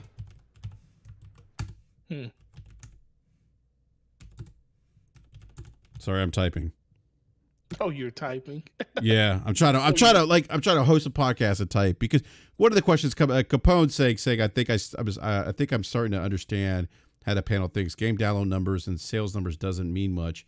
Retention is what the panel counts as successful. And what he's referring to is the 20 million downloads that Microsoft had actively marketed, as they should, because 20 million is a big number, and it makes sense for Microsoft to market that. But I think the question is, well, what does that number mean? Like, if you look at the 20 million people tried something. Yeah, yeah. This is just starting to smoke. How many people downloaded Fortnite? More than that. More than that. Like that doesn't mean anything. Yeah, that's what I'm trying to convey. Like 20 million, yeah, from a mark. But what does that mean though? Like, is that people that just turned it on and played it for 2 minutes? At the end of the day, look, it's not like B Money said. How many people have downloaded Fortnite? More people have downloaded Fortnite that are actually playing it right now, right? So. Yes, that's true. No one's saying Halo Infinite is bad. What we're saying is, man, the game's terrible right now. I disagree with you. I think I partially disagree with you and agree with you, Forte. I think the core gameplay, like I said earlier, is really solid. But I guess there's some issues there. Like I said, it all comes, and it's all subjective at this point. All of these conversations are all subjective to what you actually want. To me, Halo is a piece of crap right now because the things that I want from the game are not there. So that is a disappointment for me, and for a lot, and for people that there's people that literally won't play the game because there's parts of the game that aren't there. So if that is what is a benefit to them, it doesn't mean that that doesn't take away from anybody else's experience that's playing the game, because I do have fun when I play Halo Infinite, but the package that Halo Infinite's supposed to be, because I play everything in Halo, so it's like kind of part of a game for me. So it's like a disappointing part, and I don't want to like play a game that kind of reminds me that I'm disappointed in the things that's going on. When that happens, I just kind of disengage from the game and don't play it.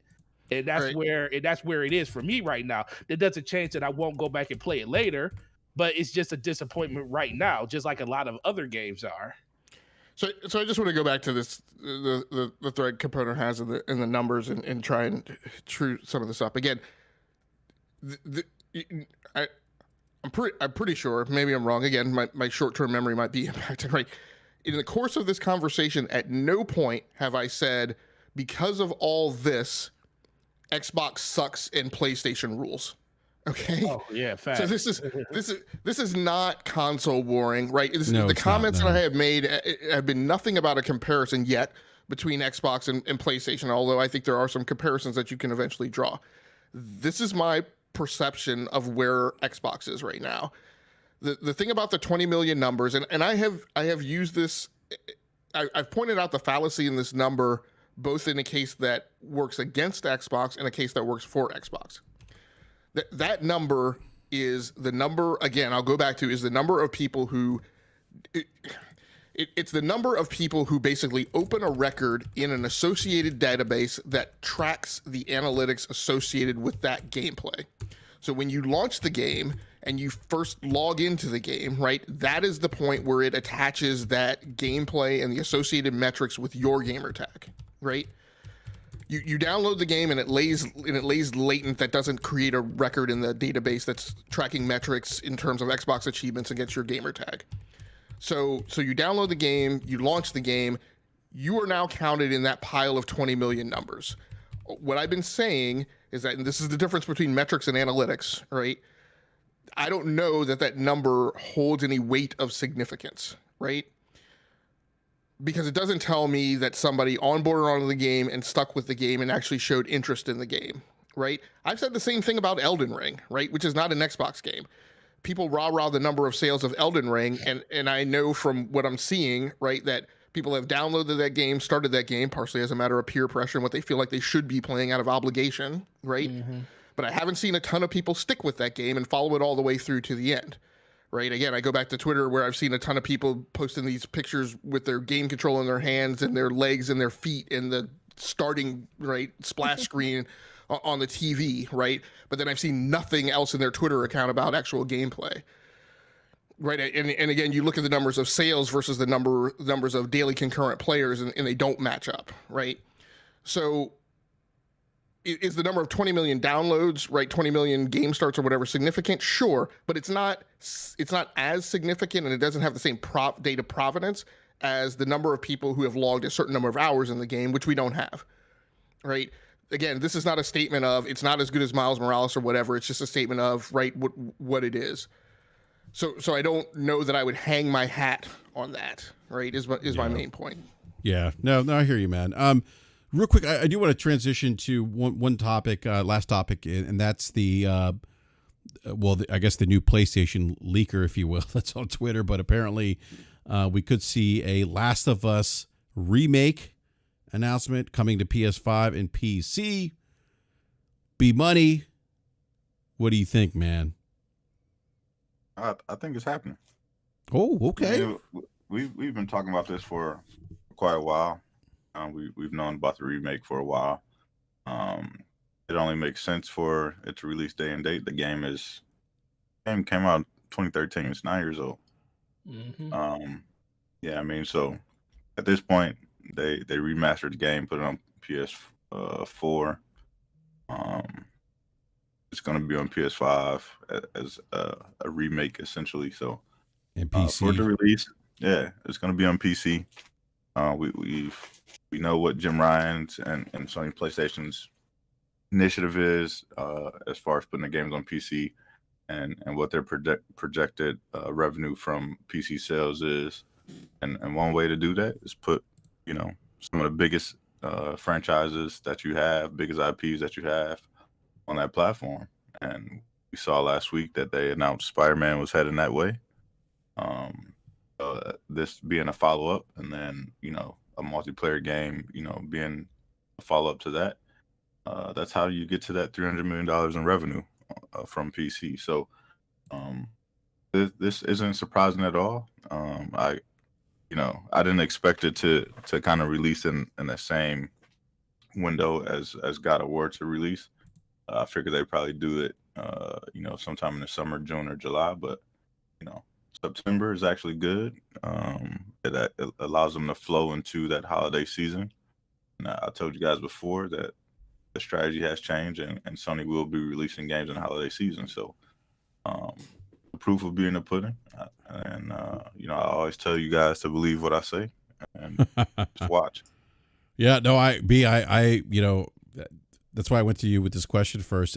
But I guess the other question, my follow-up question be is, do we finally see factions? Because, or maybe not. It sounds like factions may have evolved into something completely different. Yeah, I think factions is bigger than just what the original, factions game was, or, factions mode was. So I'm thinking that, they're going to take that onto, make that game a lot broader than what it initially was. So this may just be, similar to what the remaster was, where, it's just a single player content. And then we get factions kind of later down the line as something totally different. Yeah, no, I hear you, B. But yeah, I mean, I'm probably going to get this on PC if it's announced. Play it again. It's gonna look great on PC, man. Look, I'm all for Sony putting their first party stuff day PC. Just make it happen, Jim Ryan. And the Last of Us 2 engine, so you know what I mean. It's just the calm before the storm, because we know Last of Us 2 will eventually be on PC. So yeah, I don't know if I could play The Last of Us 2 though again. I don't know. I didn't like it as much. I enjoyed it. Great game. I probably enjoyed the first Last of Us more. Probably more inclined to go back and play The Last of Us, the first one, because it came out 9 years ago. So right. 9 years ago. Yeah. So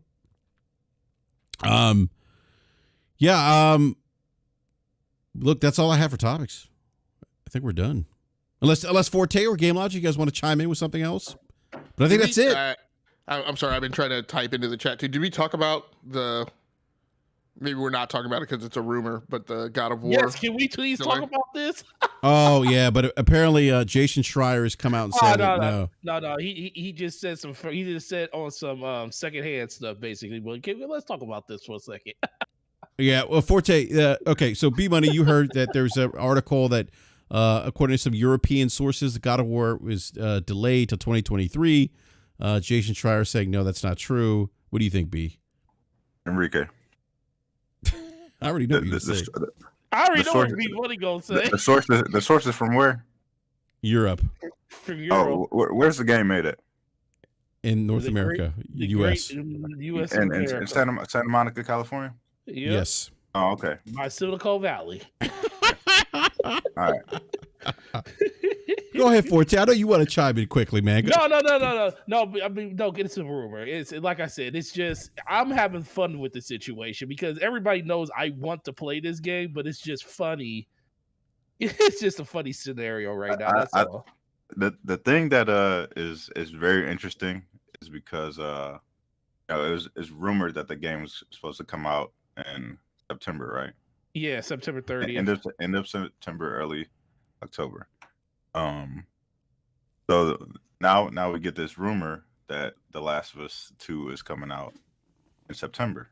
Mm-hmm. So if I'm PlayStation, the thing that I'm doing is looking at the rest of my marketing deals that I have. I can roll out Last of Us remake at the beginning of September. That'll kick off my holiday push. I have Forspoken in October. I also have the marketing rights to Call of Duty. And then there's no big game that releases this November. I So just you're throw God of War in November. But what's Mm. stopping them from putting God of War in November? Everything that we've seen from the marketing has shown Kratos and Atreus as wintry wonderland. But what's stopping them from putting the game out in November? I mean, nothing When- really. I mean, it's counterintuitive. Nothing.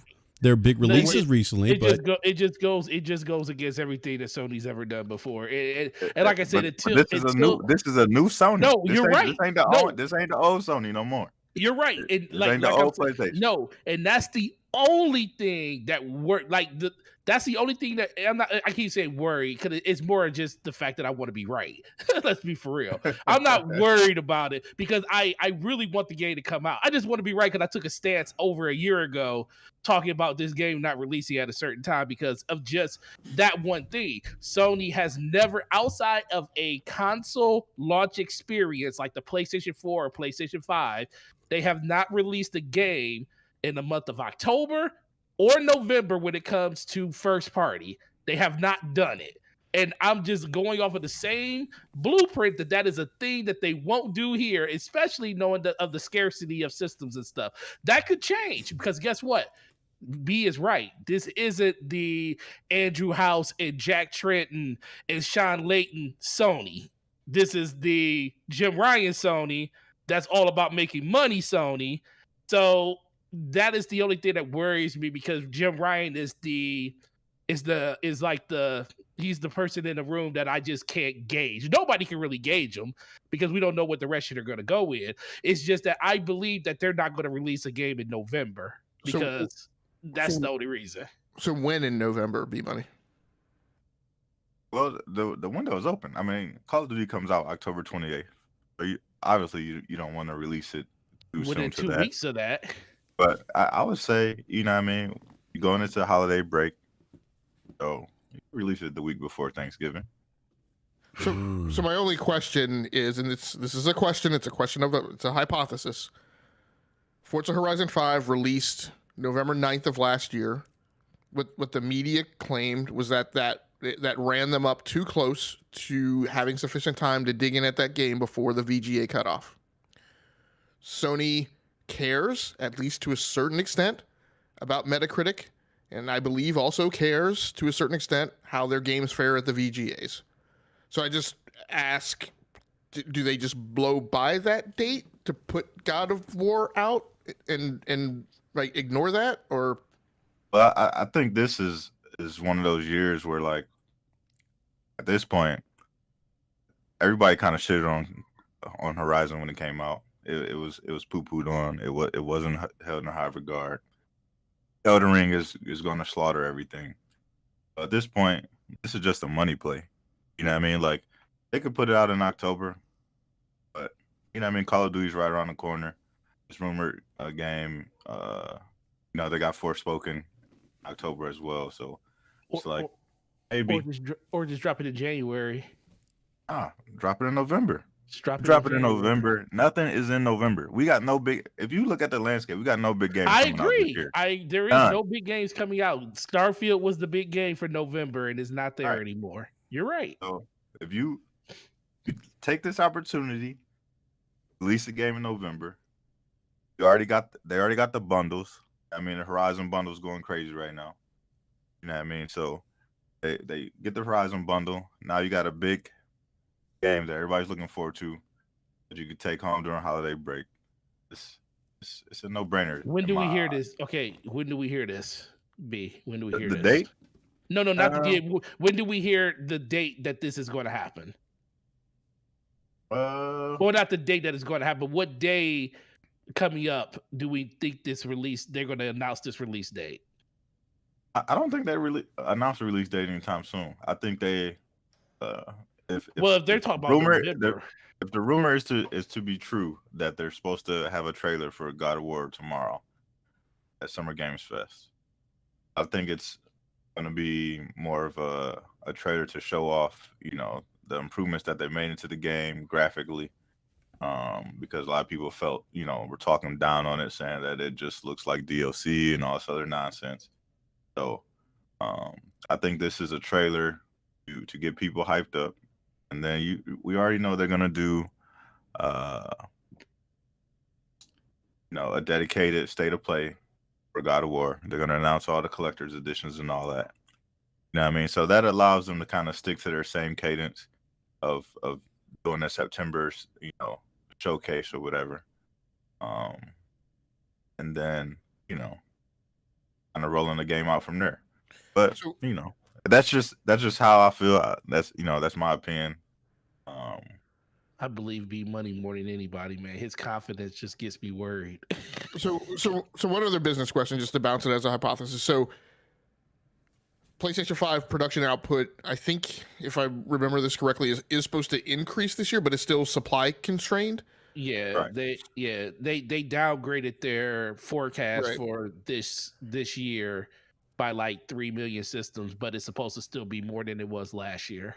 Yeah, so I just asked that question as well. Do you shoot your shot with God of War now, when maybe arguably not enough people are able to buy your console, or again, is that something that you don't hold till the spring or like a February release like you did with the original Horizon Forbidden West?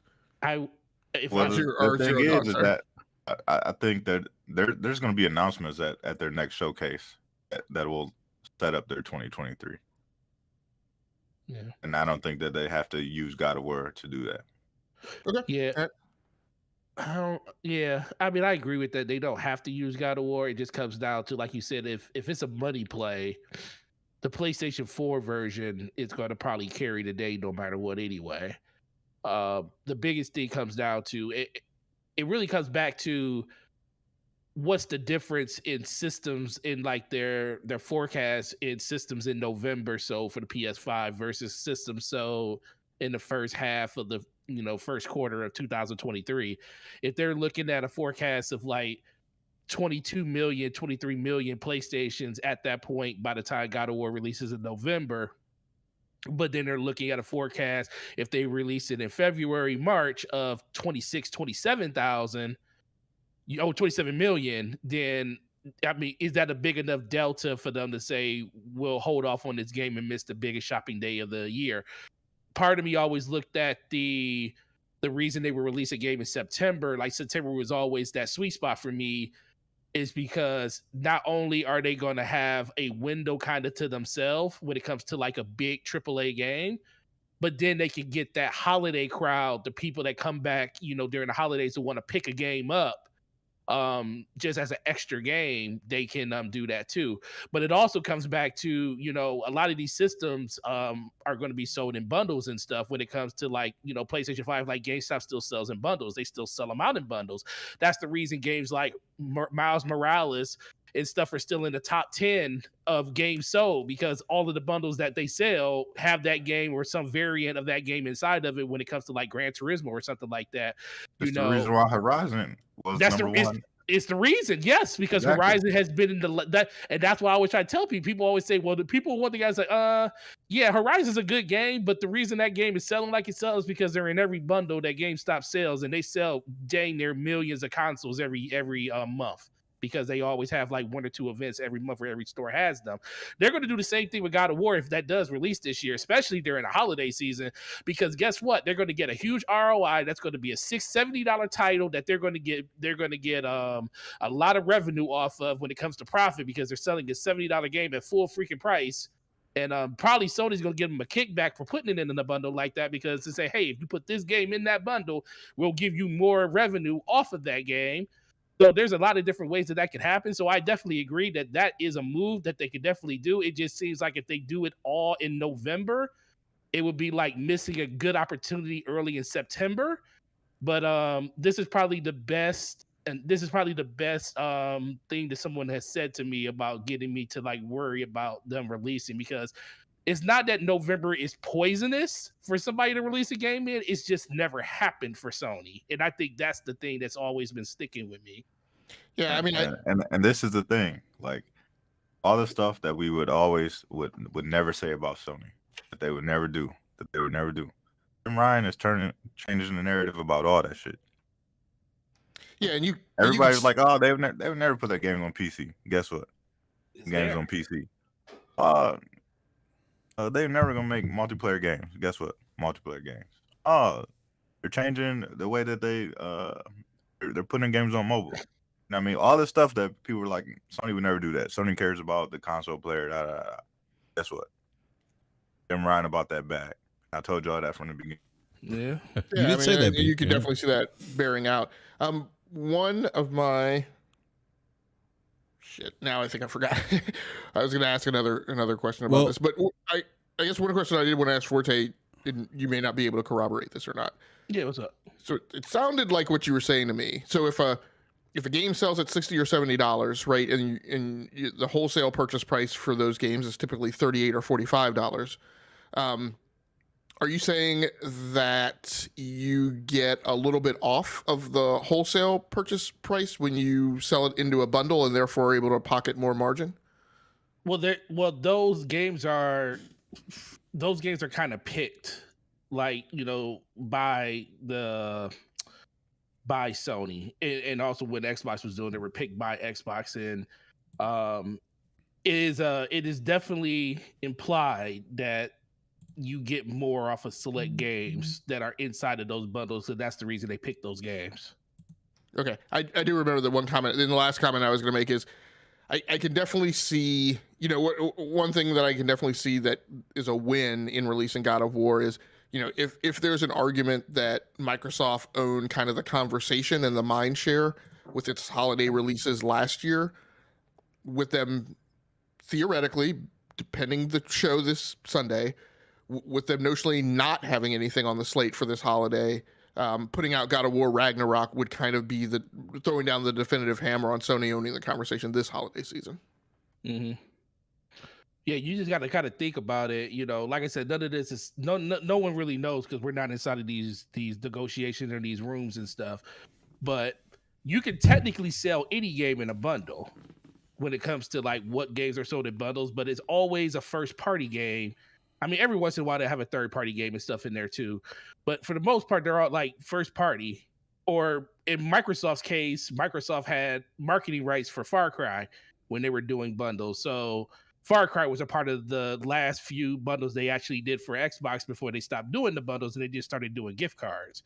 So it just comes back to that whole conversation, like, what kind of kickback do you think is happening on the back end if they're going to say, like, hey, we want to sell this game in a bundle? What can you do for us if we do this? And, no one really knows if that's exactly how those conversations have. But the fact that it's consistently the same games showing up kind of lets you know that there's something going on the back end, probably, because there's no reason for them to pick those games unless they are. There's no reason for them to pick those games just to pick those games. You would think it would be something like Call of Duty or something, or something that people would want to play. Think about that. Call of Duty will sell more in a bundle than Horizon will sell in a bundle because Call of Duty is a more neutral game that a lot of people play no matter where they are. But you don't see games like those in bundles. You see, for when they had the Black Ops. Well, we're talking about bundles that they put together versus bundles that have the game already in the box. Oh yeah. Yeah, you're completely. That's 100% true. If you're talking about a game that's already theoretically in the box already, like how Horizon is for PS5 right now, that is something that Sony put together themselves with nobody else and everybody selling that bundle. But when you're talking about ancillary bundles where companies are literally putting these bundles together basically to just make more money on the outside of, they know people want these systems, so they're going to charge $600, $700, $800 and give them these bundles that's going to have all this stuff in it. And you have a game like Horizon in there, you have a game like Gran Turismo in there, or Spider-Man, or just take your pick, Deathloop or anything like that. Those are the games that they're picking to put in those bundles. But why are they picking those games? You're not just throwing those games in there just to throw them in there. You could, if you want to get more people attention, you'll throw games like Call of Duty or games that a lot of people play. No matter what games system you play on, you usually play this type of game, like NBA or something like that. Stuff that third-party games that sell millions of copies no matter where they are. So it's kind of universal. It's just kind of just looking underneath the hood, not really knowing anything about what's going on. It's just kind of when you pay attention to it, it's like, why are these particular games in this bundle? So it makes you think that it's something going on in the back end that you just don't have privy to. Yeah. No, it's a great insight, Forte. Real quick, I do want to get one more super chat before we wrap up here. I didn't get this earlier, so my apologies. Will this be your last super chat? If you get another one, you gonna read that one? Yes. Dub Jr. with the $2 super chat says, finally an Xbox competitor for Ratchet and Clank. I think he's... what game are you talking about? I don't know, but thank you for the super chat. He gave me the super chat an hour ago. I just forgot to read it, so sorry about that. Oh, but, shout out to that man. Hour ago. Yeah, big shout out. So, all right, ladies and gentlemen, we're gonna go ahead and wrap up this episode of BRAP. And look, Summer Games Fest starts tomorrow. I think it's 2 p.m. Eastern Time, 11 a.m. Pacific Standard Time. It's Jeff Keighley's show, so he's kicking off the festivities. So it's gonna be a great next couple days in terms of gaming related reveals, news, things like that. So definitely an exciting time. Before we get out of here, yeah, go ahead. What do you guys think is the biggest game that we see at the Summer Games Fest? Ooh, I don't know. A couple of days ago, Jeff came out and basically was like, "Yo, everybody chill out." Oh, he tried to temper expectations. Yeah. I don't know. Maybe Kojima's game. I don't know, man. Maybe we see that Last of Us thing there.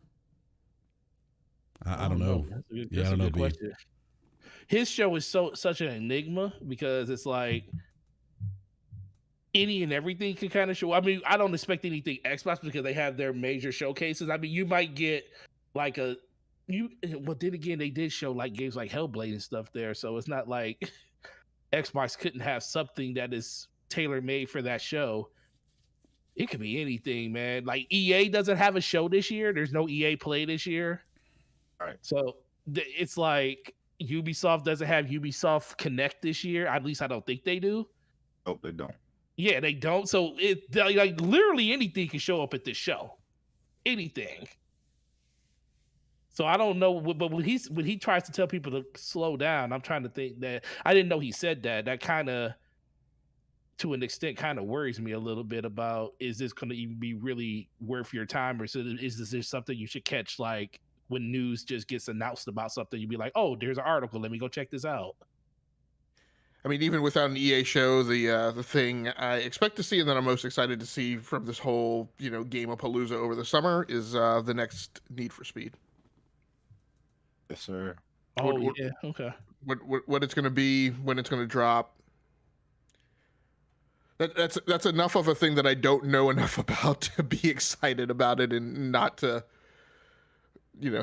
be down on my expectations of it because I don't know enough. Mm-hmm. Yeah. Yeah. Well, we'll find out tomorrow. So we'll see, what Keighley has in store for us. So. But look, I want to first of all give a big shout out to everyone in the live chat. Thank you all for hanging out with us this evening, and please hit that like button if you haven't done so already. If you're new, consider subscribe, hit the bell notification so you're alerted when we go live. Also want to give a big shout out to Dreamcast Guy, who had to leave early. Appreciate Dreamcast Guy joining us this evening. It's always great having him on. Please check out his channel, Dreamcast Guy, on YouTube. And then also want to give a big thank you to Game Logic again for joining us this evening. I don't know if I'll be on Halo Infinite though, Game Logic tonight. I might just go to bed early, man. But no, man. Thank you again. Always a pleasure having you on. And big shout out to the panel members, B Money and Forte. Always a pleasure, gentlemen. Forte, you have a show tomorrow. Let everyone know where they can find you. Yeah, man. It's good show. Really great conversation. Thanks to Game Logic and thanks to Dreamcast Guy for stopping through. But yeah, DPS podcast, Damage Per Second podcast will be tomorrow night, 9 p.m. with the homeboy Slow-Mo Backslap. Make sure you guys come through and check it out. He will be there. He's on vacation today, so that's why he wasn't here today, but he'll be there tomorrow. And we're going to talk about all of our stuff that we know about Xbox. I'm probably going to hound him a little bit more about this God of War stuff because he, as much as he puts on Twitter that he ain't worried about it, he should be worried about it. But it's going to be a great time, and as always, BRAP, great show, and B Money, shout out to you for being here, and you guys have a great week. No doubt. And B, look, man, I'm expecting Last of Us remake, man. So I'm going to hold you to that. I was just thinking about some that Game Logic asked in regards to God of War releasing in November, and them worrying about the Game Awards thing. Would that matter if you know how when Sony's pretty confident in their games and they give the game to the press like a month early? Would that factor into? Well, that's the thing. If they can get enough out to the press, then they might be okay. I mean, I like your. I mean, I like both answers. B Money. I mean, I hate to throw shade at the hypocrisy, but I'll just call the bullshit right now. Right. I think the fact of the matter is that if God of War came out on November 9th, right, despite the complaint that, we didn't get Forza Horizon 5 early enough last year, they'll freaking find a way to play God of War Ragnarok, right? They'll find a way to squeeze that into the schedule. So that's one. But I also like your idea, right? This is a change Sony. They're doing things. They're not operating within the same box. And then I really like what you said, which is that, look, Elden Ring has taken all the air out of the room, right? Taken all the oxygen out of the room this year. Who cares about the VGAs, right?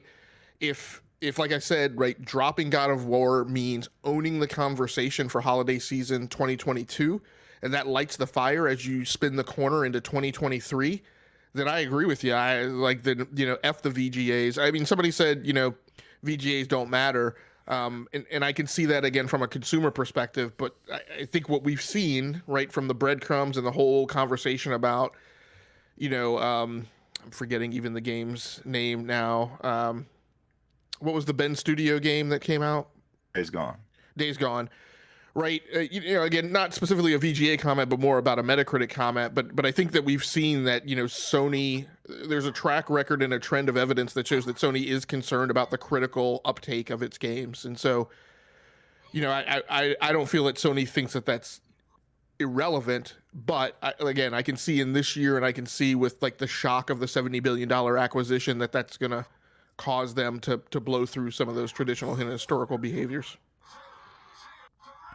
Yeah, no doubt. I mean, those are great points.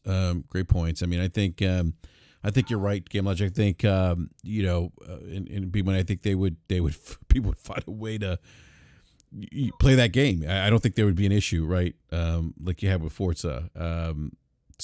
But I think there's something to be said to have that to be the talk of the town for holiday season. Maybe they may not have enough PlayStation 5s.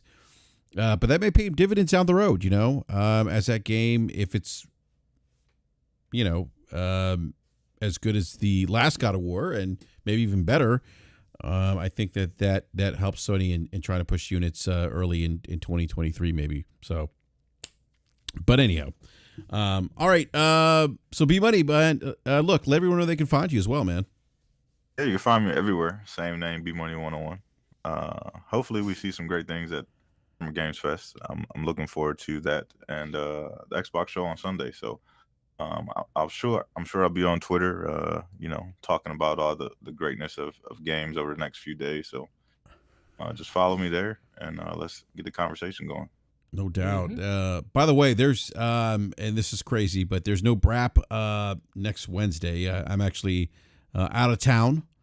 Actually heading out of town this weekend, so I probably won't catch the Xbox show live. And there will be no BRAP, so we'll have to talk about it the week after. I may do a BRAP rant when I return back from out of town I'll be back next Thursday, so maybe I'll do something Friday or something, or Saturday. I don't know. We'll see. Depends on if I have time, but yeah, no BRAP Wednesday, unfortunately. So, but all right. Look, check out Forte and Slow Mo tomorrow night, 9 p.m. Eastern Time. DPS Gaming. Make sure you don't miss them. And Game Logic, I don't know if you want to plug your show, but your show's tomorrow as well. But no, I know you like. Armstrong said I'm boring and dry, and I don't need to be on this show every night, so I certainly don't need to plug my own show. Armstrong, be careful what you wish for. I think quite honestly, again, the average podcast listener wouldn't be interested in most of the content we cover, but if you need to find it, you certainly can track me down. You've seen my channel name in the chat, and you can traverse that over to the podcasting channel if you put 20 seconds of effort behind it. So yeah, no doubt. So, all right, everyone, have a great rest of the evening. We'll see you not next week, but the week after, or maybe there'll be a BRAP rant next week. Who knows? But anyways, have a great evening. Enjoy the shows. Enjoy the weekend. Play video games. We're out.